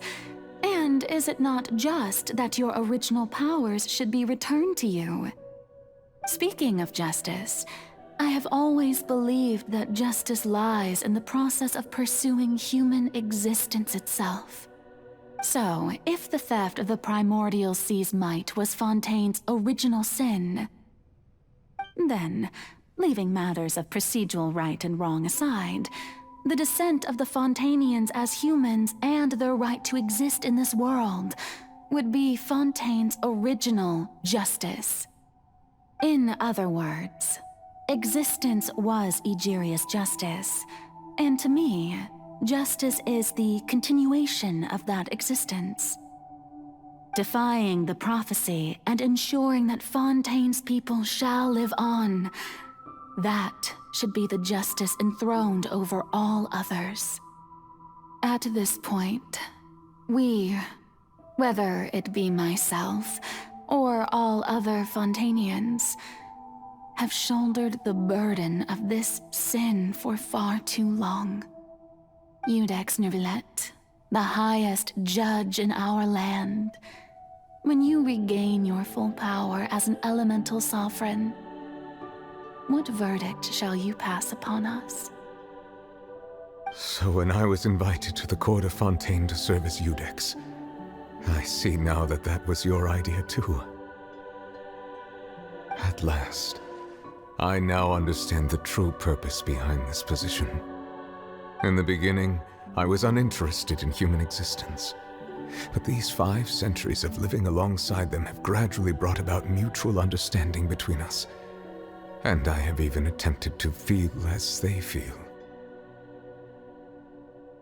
You are a devious one, Focalors. Things being as they are, surely you know that I could never declare them to be guilty.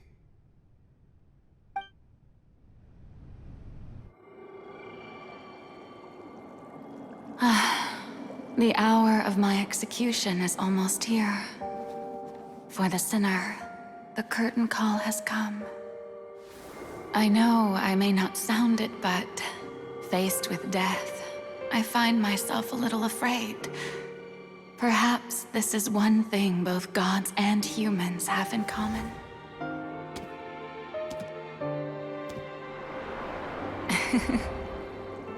Farewell, Neuvillette. I hope you've enjoyed the part you played these 500 years.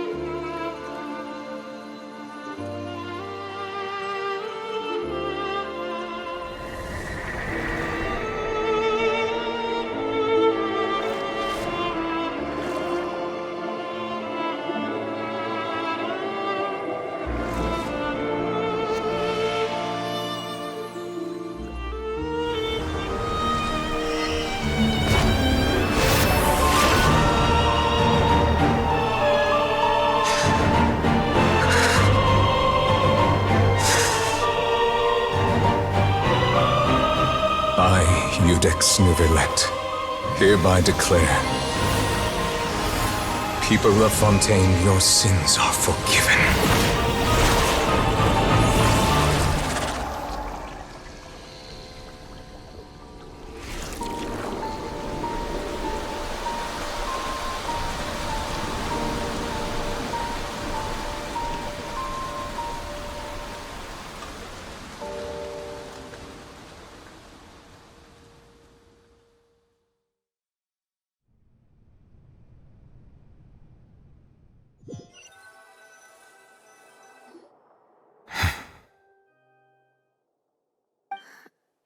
What just happened? Has the death sentence been carried out? Was that bright light some sort of misdirection? I have a feeling that something huge just happened. But since we're all still alive and haven't been dissolved, I assume whatever happened was good for us. It's time to end this. We must mete out punishment to that beast. But didn't you say just a moment ago that it can't be defeated? I have gained the strength sufficient to deal with it. Through certain means, I now have the ability to separate the power of the Primordial Sea from that creature. We should seize the opportunity to pursue our quarry. Traveler, now that the oratories can no longer function, I require an executor to help me mete out justice. The root of the calamities befalling Fontaine, the beast that enacts the prophecy. Its name is the all-devouring narwhal. Come with me, traveler. The hour of execution has come.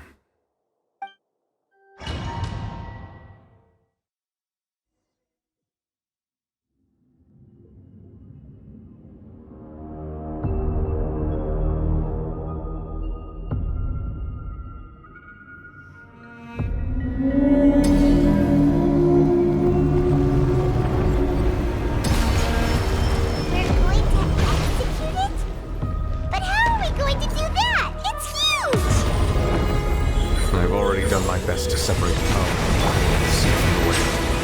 Considering the size of the beast, I cannot reach the power source. Unless we can find a way to attack it from within. I shall share a part of the ancient dragon's power with you. We shall look for an opening together.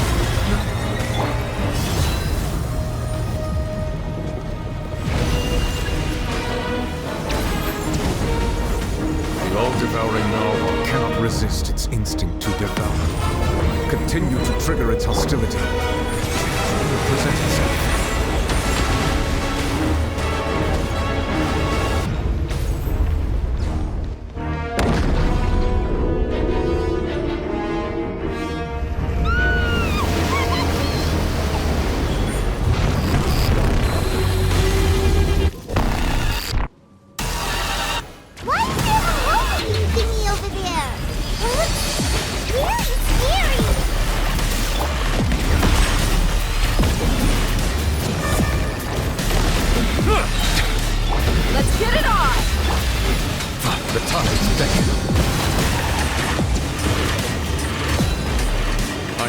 You my protection.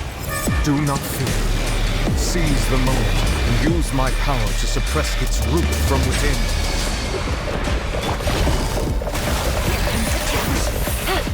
Quiet now. Let's get it on! Be sanctified.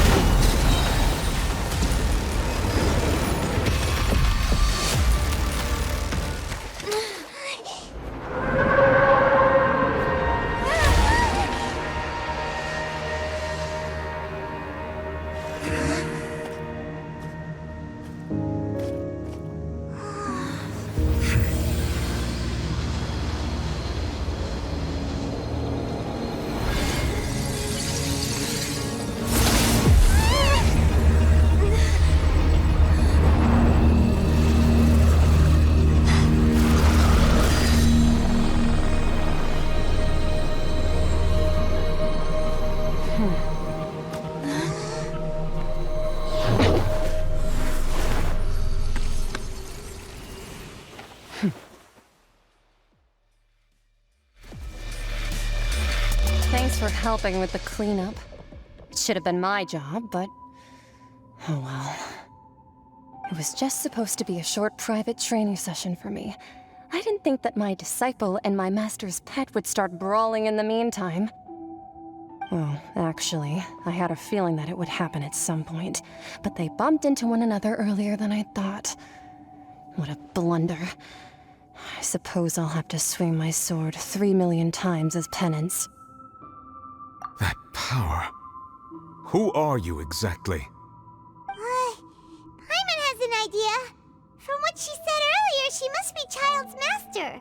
Skirk, right? It's just that he gave us the impression that she was the less talkative person. I simply did not have anything to say to the weak. But you, on the other hand, managed to defeat the all-devouring narwhal without using power from beyond this world. So you may speak to me as equals.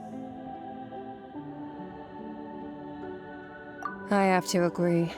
It's a strange use of a planet's primordial waters just to raise an all-devouring narwhal.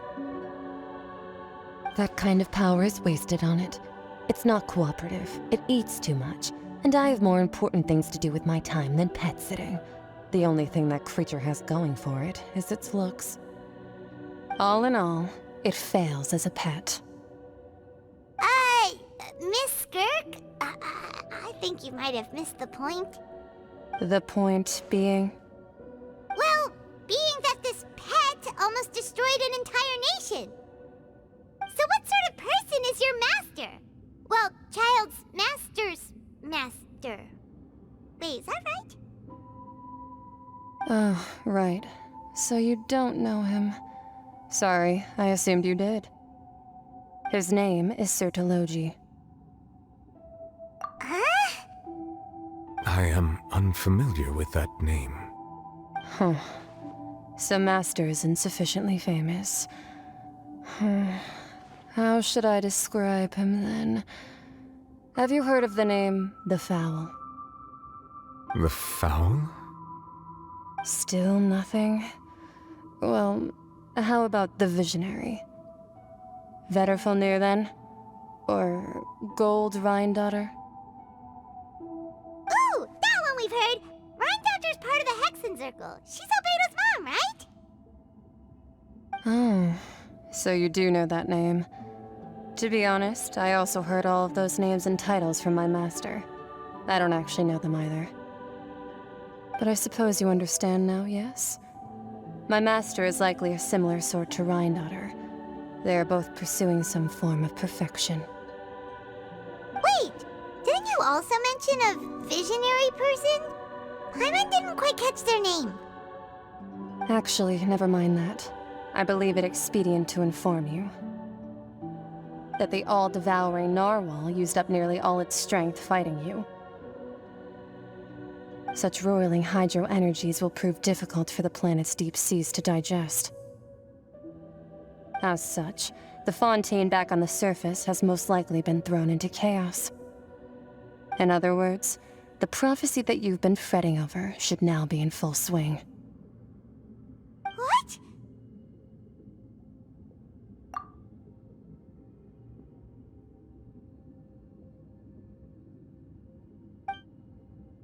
Not to worry.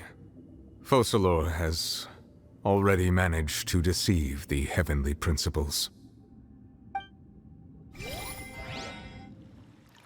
In the end, the people will all be dissolved into the waters, and only Furina will remain, weeping on her throne.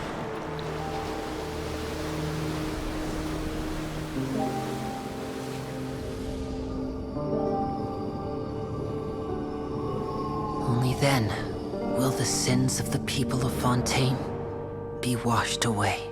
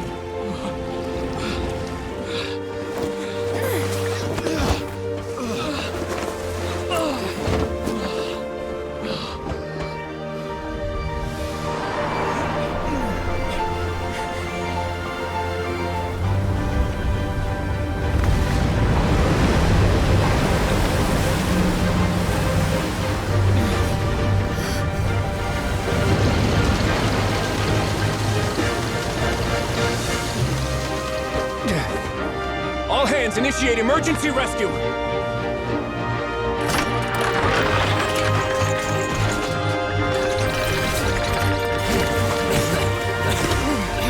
Hurry!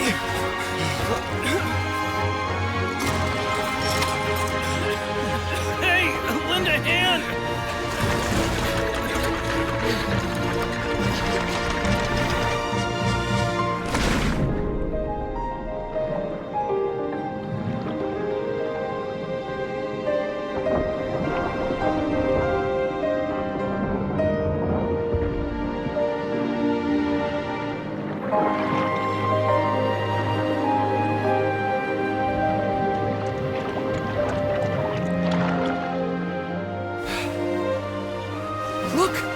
water's receding!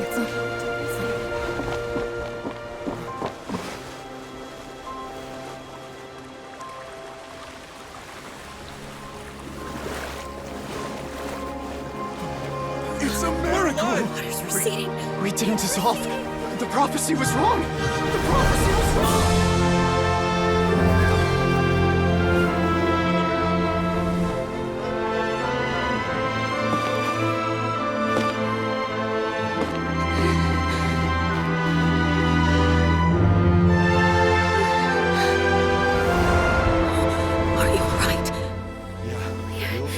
We're saved. The prophecy was wrong.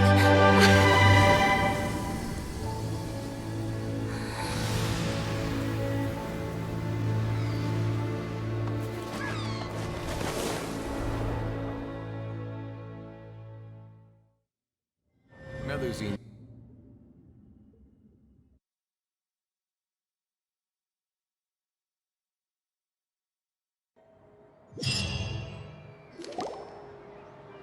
The Solo renewed!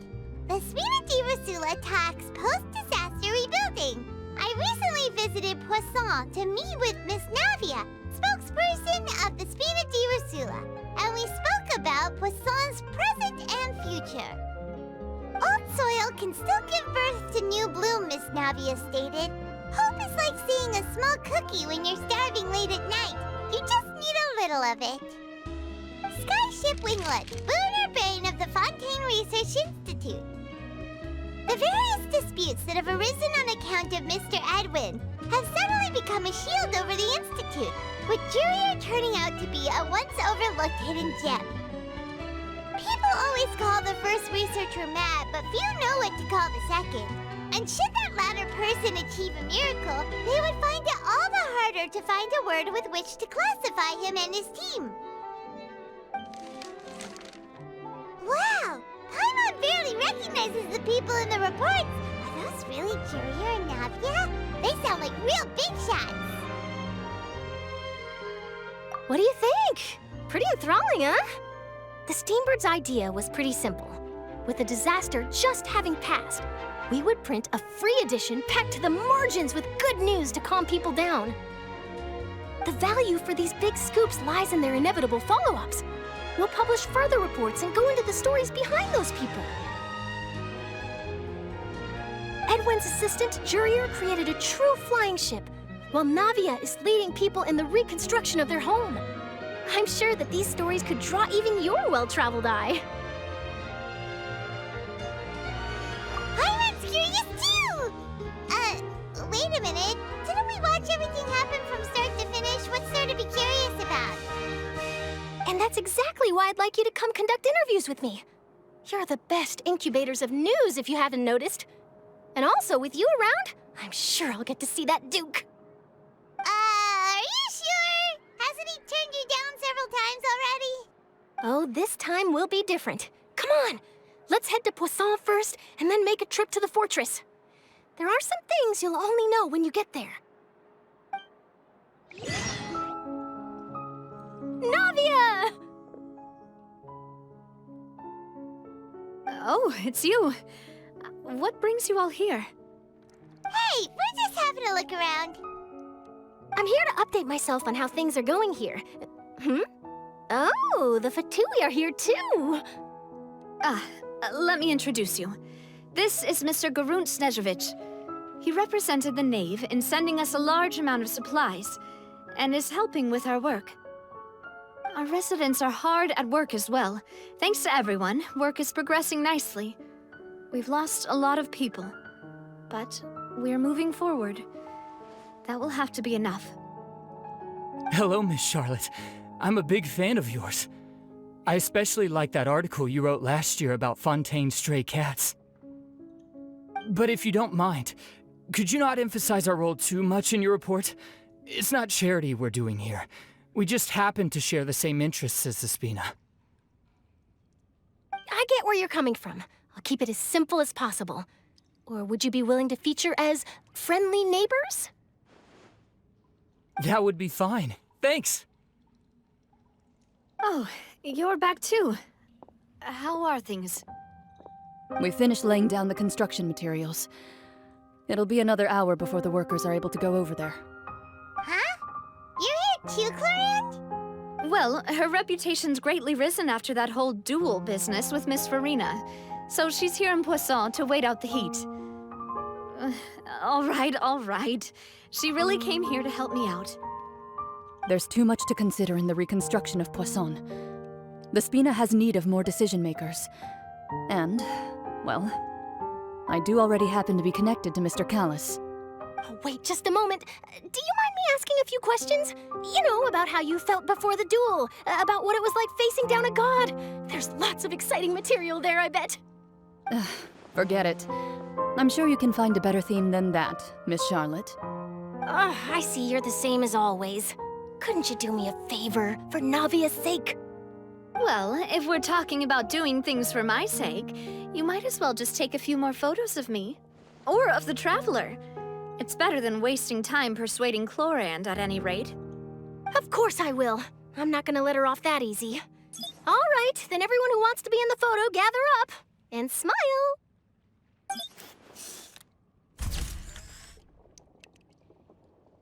How did it go? Was it a good shot? Did Paimon look cute in it? Not bad. Your addition really helped the composition of the picture. All right, hang on a moment. Let me snap a few more shots. All right, that should do it. I'll be back here later anyway, so let's call it a day. You're very quick. Speed is of the essence when it comes to the news, and freshness is the key. Also, not to brag, but I'm pretty good at building connections. Who knows? I might eventually get that interview with you after all, Miss Clorand. Wow, you really do have that never say die spirit. I'm impressed. I'll hazard a guess that this is how you got that interview at the Fortress of Maripede. Whoa, you're well informed. Let me make a guess too. I asked Sijuin, who told Monsieur Nervillette, and he told you, right? That's a very complete information chain. In truth, all Monsieur Nervillette asked me was, when did the fortress become so friendly towards the media? I told him that it was best not to speak too soon. There's no guarantee that Ridsley will make a personal appearance. You're right. I've got to treasure every moment I have with them. In which case, I'll be making a move first. Stay safe now. And tell me if you hear anything interesting. I'll treat you to afternoon tea in exchange.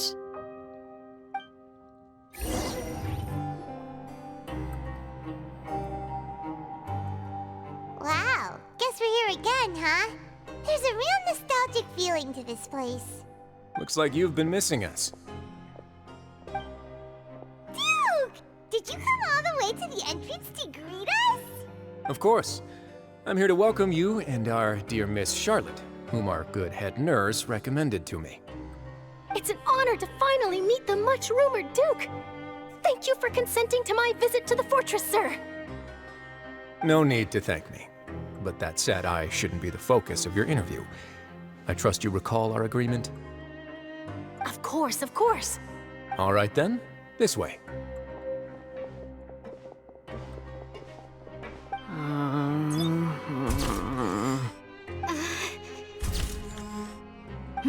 Hey, no need to be so nervous.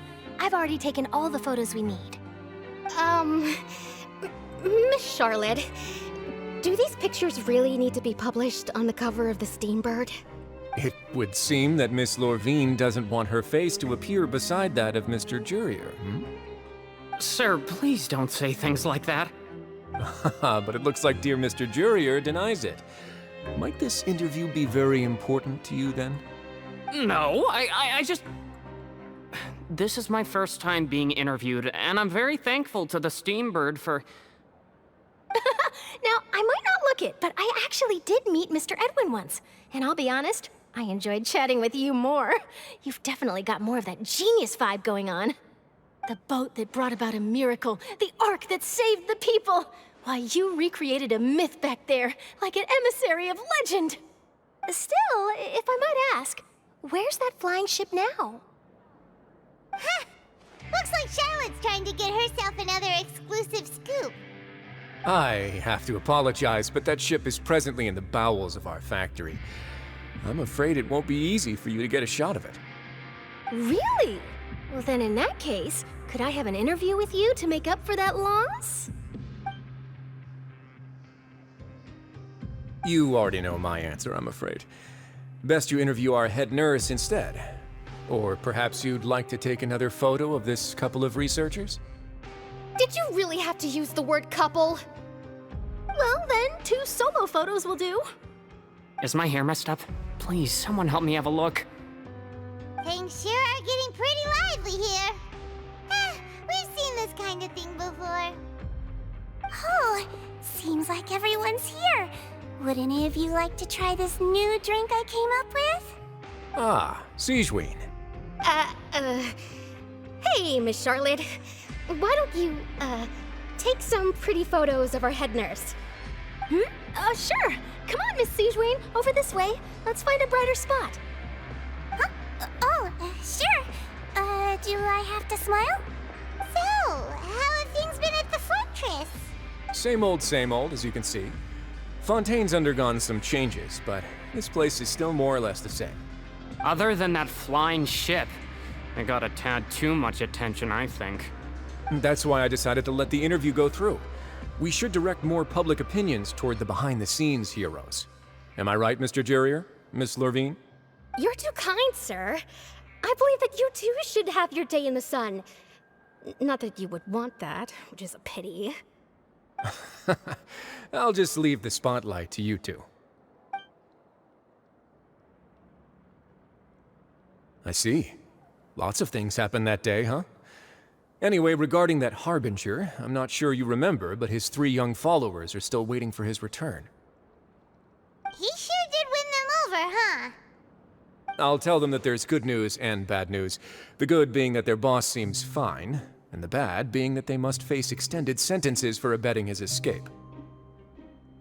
Oh, actually, what about you? Are things gonna change for you too? What change can there be? The fortress will keep chugging along, and so will my duties. As to what Miss Farina's departure will mean for the nation, and if our laws and governance will be transformed, we'll leave those to the folks in the overworld. Hey everyone, the photo shoot's done. Good. In that case, let's call it a day here. Thanks for your cooperation.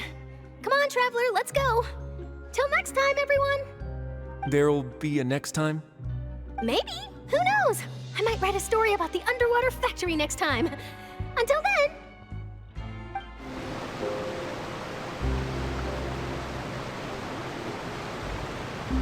I didn't see them! They really are here! How did you know? Navia mentioned that she stayed in touch with Linny and the others after working together. Apparently, they've been at the docks distributing these strange pockets the whole time since. Traveler, Paimon. Ah, and Miss Charlotte, too. Would you like a magic pocket? What sort of gadget is it? It's a wondrous bag that can be used to carry many things. The water level has returned to normal, but if you see any of your things floating around, you can use this to carry them. Or you could trick a friend into doing it for you. Trick a friend? I wonder which of my friends would fall for that.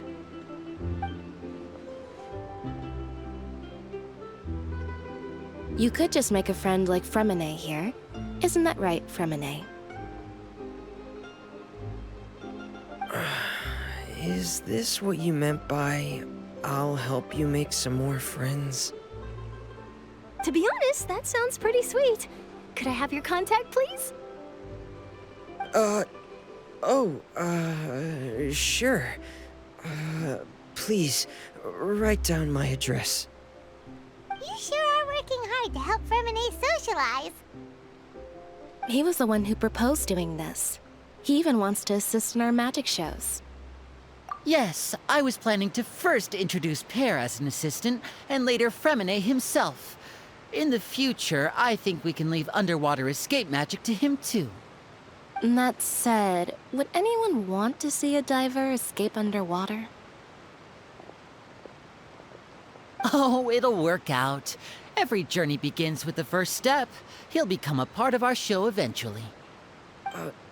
Lynette, could you come over? Miss Charlotte says she wants to take a picture of us. Got it. My, that Charlotte is rather perceptive. She got rid of everyone the moment she realized I had something to say to you. So, how have things been, Traveler? Father says that you did a great deal during the latest events. She's very grateful for your contributions to Fontaine. That's all right. We were more than happy to help. So, what's she doing now? Oh, I guess you haven't heard. Well, after Lady Farina left, Father and Monsieur Neuvillette opened negotiations, during which he gave Fontaine's gnosis to her as a diplomatic gift. A diplomatic gift? A gnosis? Yes, I was quite surprised at first myself. But when I thought it over, there were actually a number of things going for it. It could have been done as an apology for the incident with Lord Child, or as thanks for his help in tying the all-devouring narwhal down. Furthermore, Father did also lend significant aid to Fontaine and Poisson. Well, that's true, but this is a gnosis we're talking about. Doesn't this seem a bit irresponsible? I would agree, but I've also heard that it seems that Monsieur Neuvillette has had a significant change of heart regarding the matter. So there's some reason for this that only Neuvillette knows about? I suspect you'll have to ask him about that yourself. Ah, yes, speaking of which, I did see him strolling around the entrance to the Fortress of Meripede a while back. Isn't he real busy and stuff? Paimon didn't think he'd have the time for that. But back to the topic. The gnosis was given to the knave, right? What about Child? They say that he's returned to Snezhnaya to recover from his wounds. I hear that the recent disaster really did a number on his health. That's true. When you think about it, we've had loads of run-ins with the Fatui. To think we'd be allied with them this time. So shocked by such a simple switching of sides?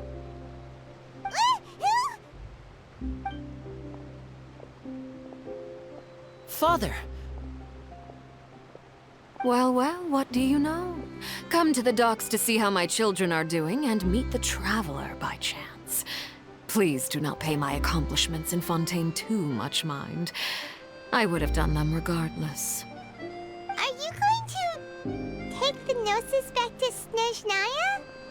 That is our duty as harbingers, yes. Don't be too preoccupied with sides. The goal of the Fatui concerns not a single place or person, but the entire world.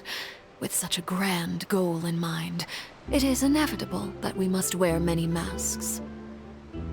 Switching my masks is something I've always done. Well, that depends on many things. No one truly knows what the future holds. What good is honesty if you can't rely on it forever? As for you, I very much look forward to our next collaboration. Good things cannot be achieved alone, and you've proved yourselves to be great partners. A vision? All right. I'll remember to return it. Thank you for keeping it safe for him this entire time. And that's a wrap for me. Huh? You're... Greetings, Miss Journalist. Hello. If I'm not mistaken, there are diplomatic channels I'll need to report to take a photo of you. That is correct. So forgive me, but I will not be able to serve as a subject in your article. However, feel free to write as much as you'd like about our dear magicians and our upcoming rookie talent. I will. The sea breeze is quite pleasant. I shall continue my walk while the weather remains so agreeable. Farewell. Farewell, Father. Oh, she has such an intimidating presence. I didn't even dare to take a picture. Thankfully, I've already wrapped up all my pre-scheduled interviews. Thank you all. This'll be more than enough for me to write about, I'm sure. Don't be too nervous. Why don't you take a magic pocket before you go? Here, Traveler, Paimon, you take one too. To move things about? That's right. Funny. I was giving out magic pockets when we first met too. And what do you know? I'm doing the exact same thing right now. So many things have happened, but the pockets are still the pockets. I guess this must be life. We will all follow our own paths, and serendipity will lead you to your fated friends. All right then. We'll be handing out pockets in some other districts later, so we'll get going now. Have a good day, you two.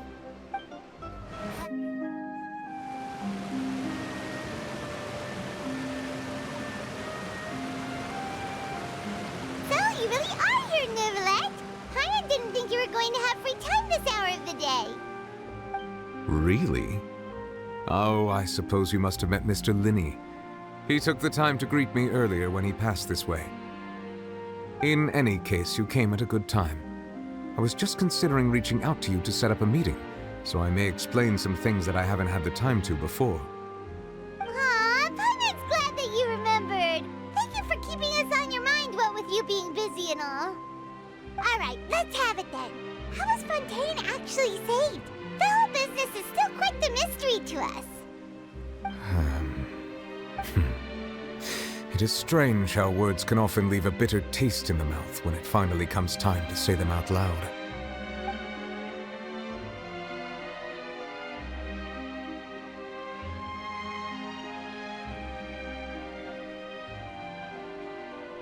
Whoa. So that's what happened? Focalor destroyed the divine throne of the Hydro Archon and restored your power to you, transforming you into a fully fledged elemental dragon sovereign. But Paimon still doesn't quite get what you did to save the Fontainians from dissolving. For me, the authority of the ancient dragons refers to absolute control over the hydro element. Fontainians were incomplete humans born of Egeria's use of the power of the primordial sea, with constitutions similar to that of mimics. But so long as those primordial energies remain within them, I could use the ancient dragon's authority to grant them true blood, after the fashion in which life was first brought into being on this planet. In other words, when I gave my verdict, Fontainians became true humans, and thus would naturally no longer be dissolved by water from the primordial sea. Focalor must have counted on you to make that decision as well. Your verdict was the key to making the prophecy appear to have come true while saving everyone. Yeah, and in a manner of speaking, Focalor finally managed to fulfill the original Hydro Archon's wish to turn Oceanids into real people too. It seems from your expressions that you still have more things you wish to ask. Ask away. I will tell you the truth as I know it. I have investigated his case along many avenues, and I have learned that he once fell into an unknown chasm when he was young. There, by chance, he awakened the all-devouring narwhal. But whether it be by sentiment or reason, that should not have been enough to consider him the root cause of the disaster. At most, he would have had tangential liability. As for the judgment passed by the Oratrice during the trial, whether it was due to that liability by association, or Focalor deliberately using him to buy time for us on the assumption that he would be able to hold the creature off, I cannot say. Guess Focalor had Fontainians in mind the whole time. In the end, it was thanks to her that they finally became real humans. Hang on a second. Paimon suddenly got another question.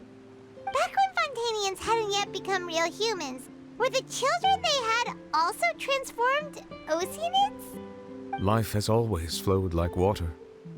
Do you recall how Fontainians would often come to the Fountain of Lucine to pray for children? Yeah, Lynette said the fountain is where all the waters in Fontaine In truth, even those couples did not know that such prayers were no mere custom, but instead a form of ritual. Those Oceanids who were blessed within the spring water would later descend as new humans in the coming months. Paimon sorta gets it now. Either way, it seems like this ritual won't be of any further use, but it'll probably live on as a local custom. Ask away. I will tell you the truth as I know it. Yeah, about that. Risley said Farina has already left. What's that all about? Ah, Lady Farina. The people are only aware that her death sentence has not been carried out. She abdicated the post of Hydro Archon and left affairs related to that title to me, before leaving the Opera House. I related Focalor's words to her faithfully and completely. After hearing them, she seemed neither saddened nor comforted. She simply said that she was tired and needed to rest. Having said that, she then packed her things and moved out of the Opera House, not unlike how an ordinary person might. But she's still got a place to stay, right? You need not worry. I will make arrangements to ensure that she will not want for food, clothing, board, or travel. In truth, I am somewhat happy for her. The wear and tear on her spirit will, of course, take time to heal. But now that she no longer has to play the role of Focalor the Hydro Archon, she can finally lay down her burdens and lead a normal life. What about you then? What are your plans now that you've regained your full powers as the Hydro Dragon? After Focalor passed on, the Oratrice also ceased to function. This matter will directly affect our trials. After much careful consideration, I've decided to take over its role in our courts. From now on, I shall hear cases and pass verdicts by myself. Looks like you're still considering stuff from the perspective of the Udex, huh? As an elemental dragon, there are indeed many things that I must do. But this power and this duty, in a manner of speaking, you could say that both were granted to me. As such, before I attend to my other responsibilities, I must first and foremost continue to serve Fontaine as its highest judge. The duty of the Hydro Sovereign and the duty of the Udex shall coexist within my person. Additionally, the Hydro Archon's departure has brought about another problem, which is that the Opera House shall no longer produce indemnitium. That's true. That power was derived from the people's faith in the Hydro Archon, wasn't it? Wait, but the various mechs and machines in the city are all still okay. Where are they getting their energy from? As I am now, I have full command over New Musia, and it can serve as a complete substitute. Another reason why I cannot quite leave Fontaine immediately. Wow. This ancient dragon's authority stuff is really quite useful, huh? Ask away. I will tell you the truth as I know it. Oh, that's right! They say you've given it to the knave as a diplomatic gift or something! Leaving aside their intentionality, the two Fatui Harbingers have indeed done much for us during this crisis. Their sole remaining goal in Fontaine, at least at this point, would seem to be the Gnosis. The Oratrice has ceased to function. The Hydro Archon's divine throne is now no more, and I do not need the Gnosis's power. As such, it has lost all meaning for Fontaine. If the Fatui have impure designs, then we might as well accede to their request now, and avoid unnecessary conflict. What complicated considerations! Paimon thought you were just giving it to them out of gratitude to the knave and as an apology to Child. Ask away. I will tell you the truth as I know it. You will soon be heading to Natlan, I presume? I'm afraid that I have little talent as a travel guide, so all I can do is tell you what I know about that land. As far as I'm aware, Natlan can be said to be a nation of dragons. A nation of dragons? You mean like you? No, I suspect that I would not find myself welcome there. Unlike ancient dragons such as myself, the dragons of Natlan have undergone long years of development and evolution. Large numbers of them have entered a form of coexistence with humanity. Natlan is also the nation of war. War ravages those lands like an undying flame. There is one other piece of information I got incidentally from my negotiations with the Knave that I believe may be useful to you. The Harbinger known as the Captain has thrown his hat into the endless ring of war. The captain. Sounds like a real tough customer. Seriously, everywhere you look, there's a Fatui Harbinger doing their thing. I suggest that you fully prepare yourself before going to Natlan. In the meantime, Fontaine's doors will always be open to you. Ask away. I will tell you the truth as I know it. Hang on a sec. Paimon's still got a question about the Gnosis. When we spoke to Linny earlier, he mentioned that your attitude towards giving away the Gnosis had clearly changed. We guessed that there might be some reason for it that only you were aware of. No wonder the House of the Hearth is the Fatui's intelligence division. They are certainly sharp. So regarding this specific issue, I was just getting ready to share something with you. What is it? In truth, I exchanged some further words with that lady named Skirk after sending you two back to the surface. It went something like this.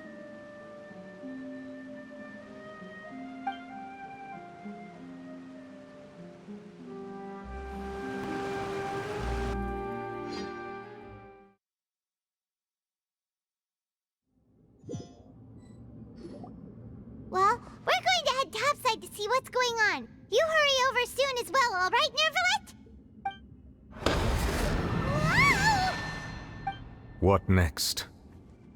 The all-devouring narwhal isn't here, so I'm no longer getting any interference. I can finally catch the scent of your power, what it's made of. It is the authority of the planet's primordial dragons, but with something very similar to a god's curse mixed in. It's quite a novel blend. I'm sure I've encountered something like this before. What was it again? I do not know what you speak of. Of course. How could I forget? You should have the remains of the third descender on your person, yes? Remains? I've never heard of any such thing. According to your parlance, I believe it may be called a gnosis. Well, that much is true. After Focalor's divinity faded, she handed her gnosis to me. But I fear I have never heard of it described in the manner that you just did. I've been training with my master, the Foul, ever since I was young, and I have never returned to the surface since. So most of the information I possess, I got from him. It is only natural for those who are greater than humanity to possess a different sort of common sense, which is why there are so many problems in our attempts to communicate with humans. Regardless, you should probably get rid of objects of misfortune to prevent any disasters from befalling you. To live in itself is a blessing, but once a person dies, the bonds he once had with this world shall all turn to curses. What do you mean by that? No need to fret. These are just my personal thoughts, and my reason for no longer wishing to return to the surface. This third descender you refer to, who are they? And when did they die? Master never mentioned them to me. Perhaps it just wasn't that important for me to know. If you're interested, though, I could ask him. I'll be sure to pass the answer on to you next time. Next time? You believe we will meet again? I do. Wait. I have a disciple of my own, don't I? He can be the messenger, then.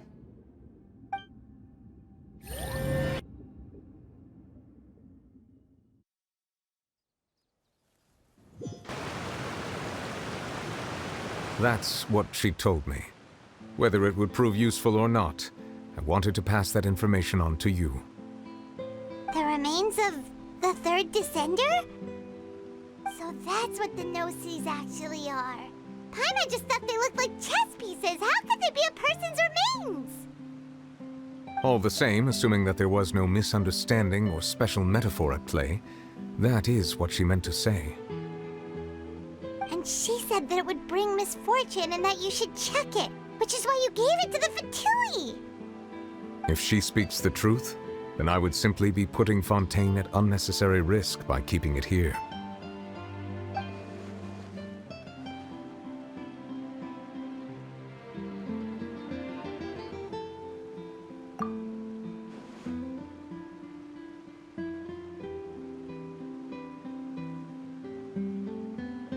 I had guessed that you might already be familiar with this concept, but I did not expect you to be one of them. That means that the Gnosis, which are exceedingly element compatible and can even enhance elemental abilities, do indeed come from the third descender. I wonder, does your body also possess similar properties?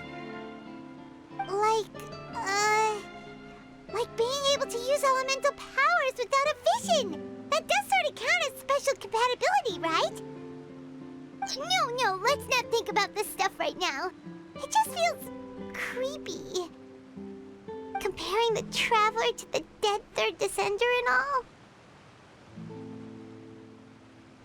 That's what you say, but this topic still feels like bad luck.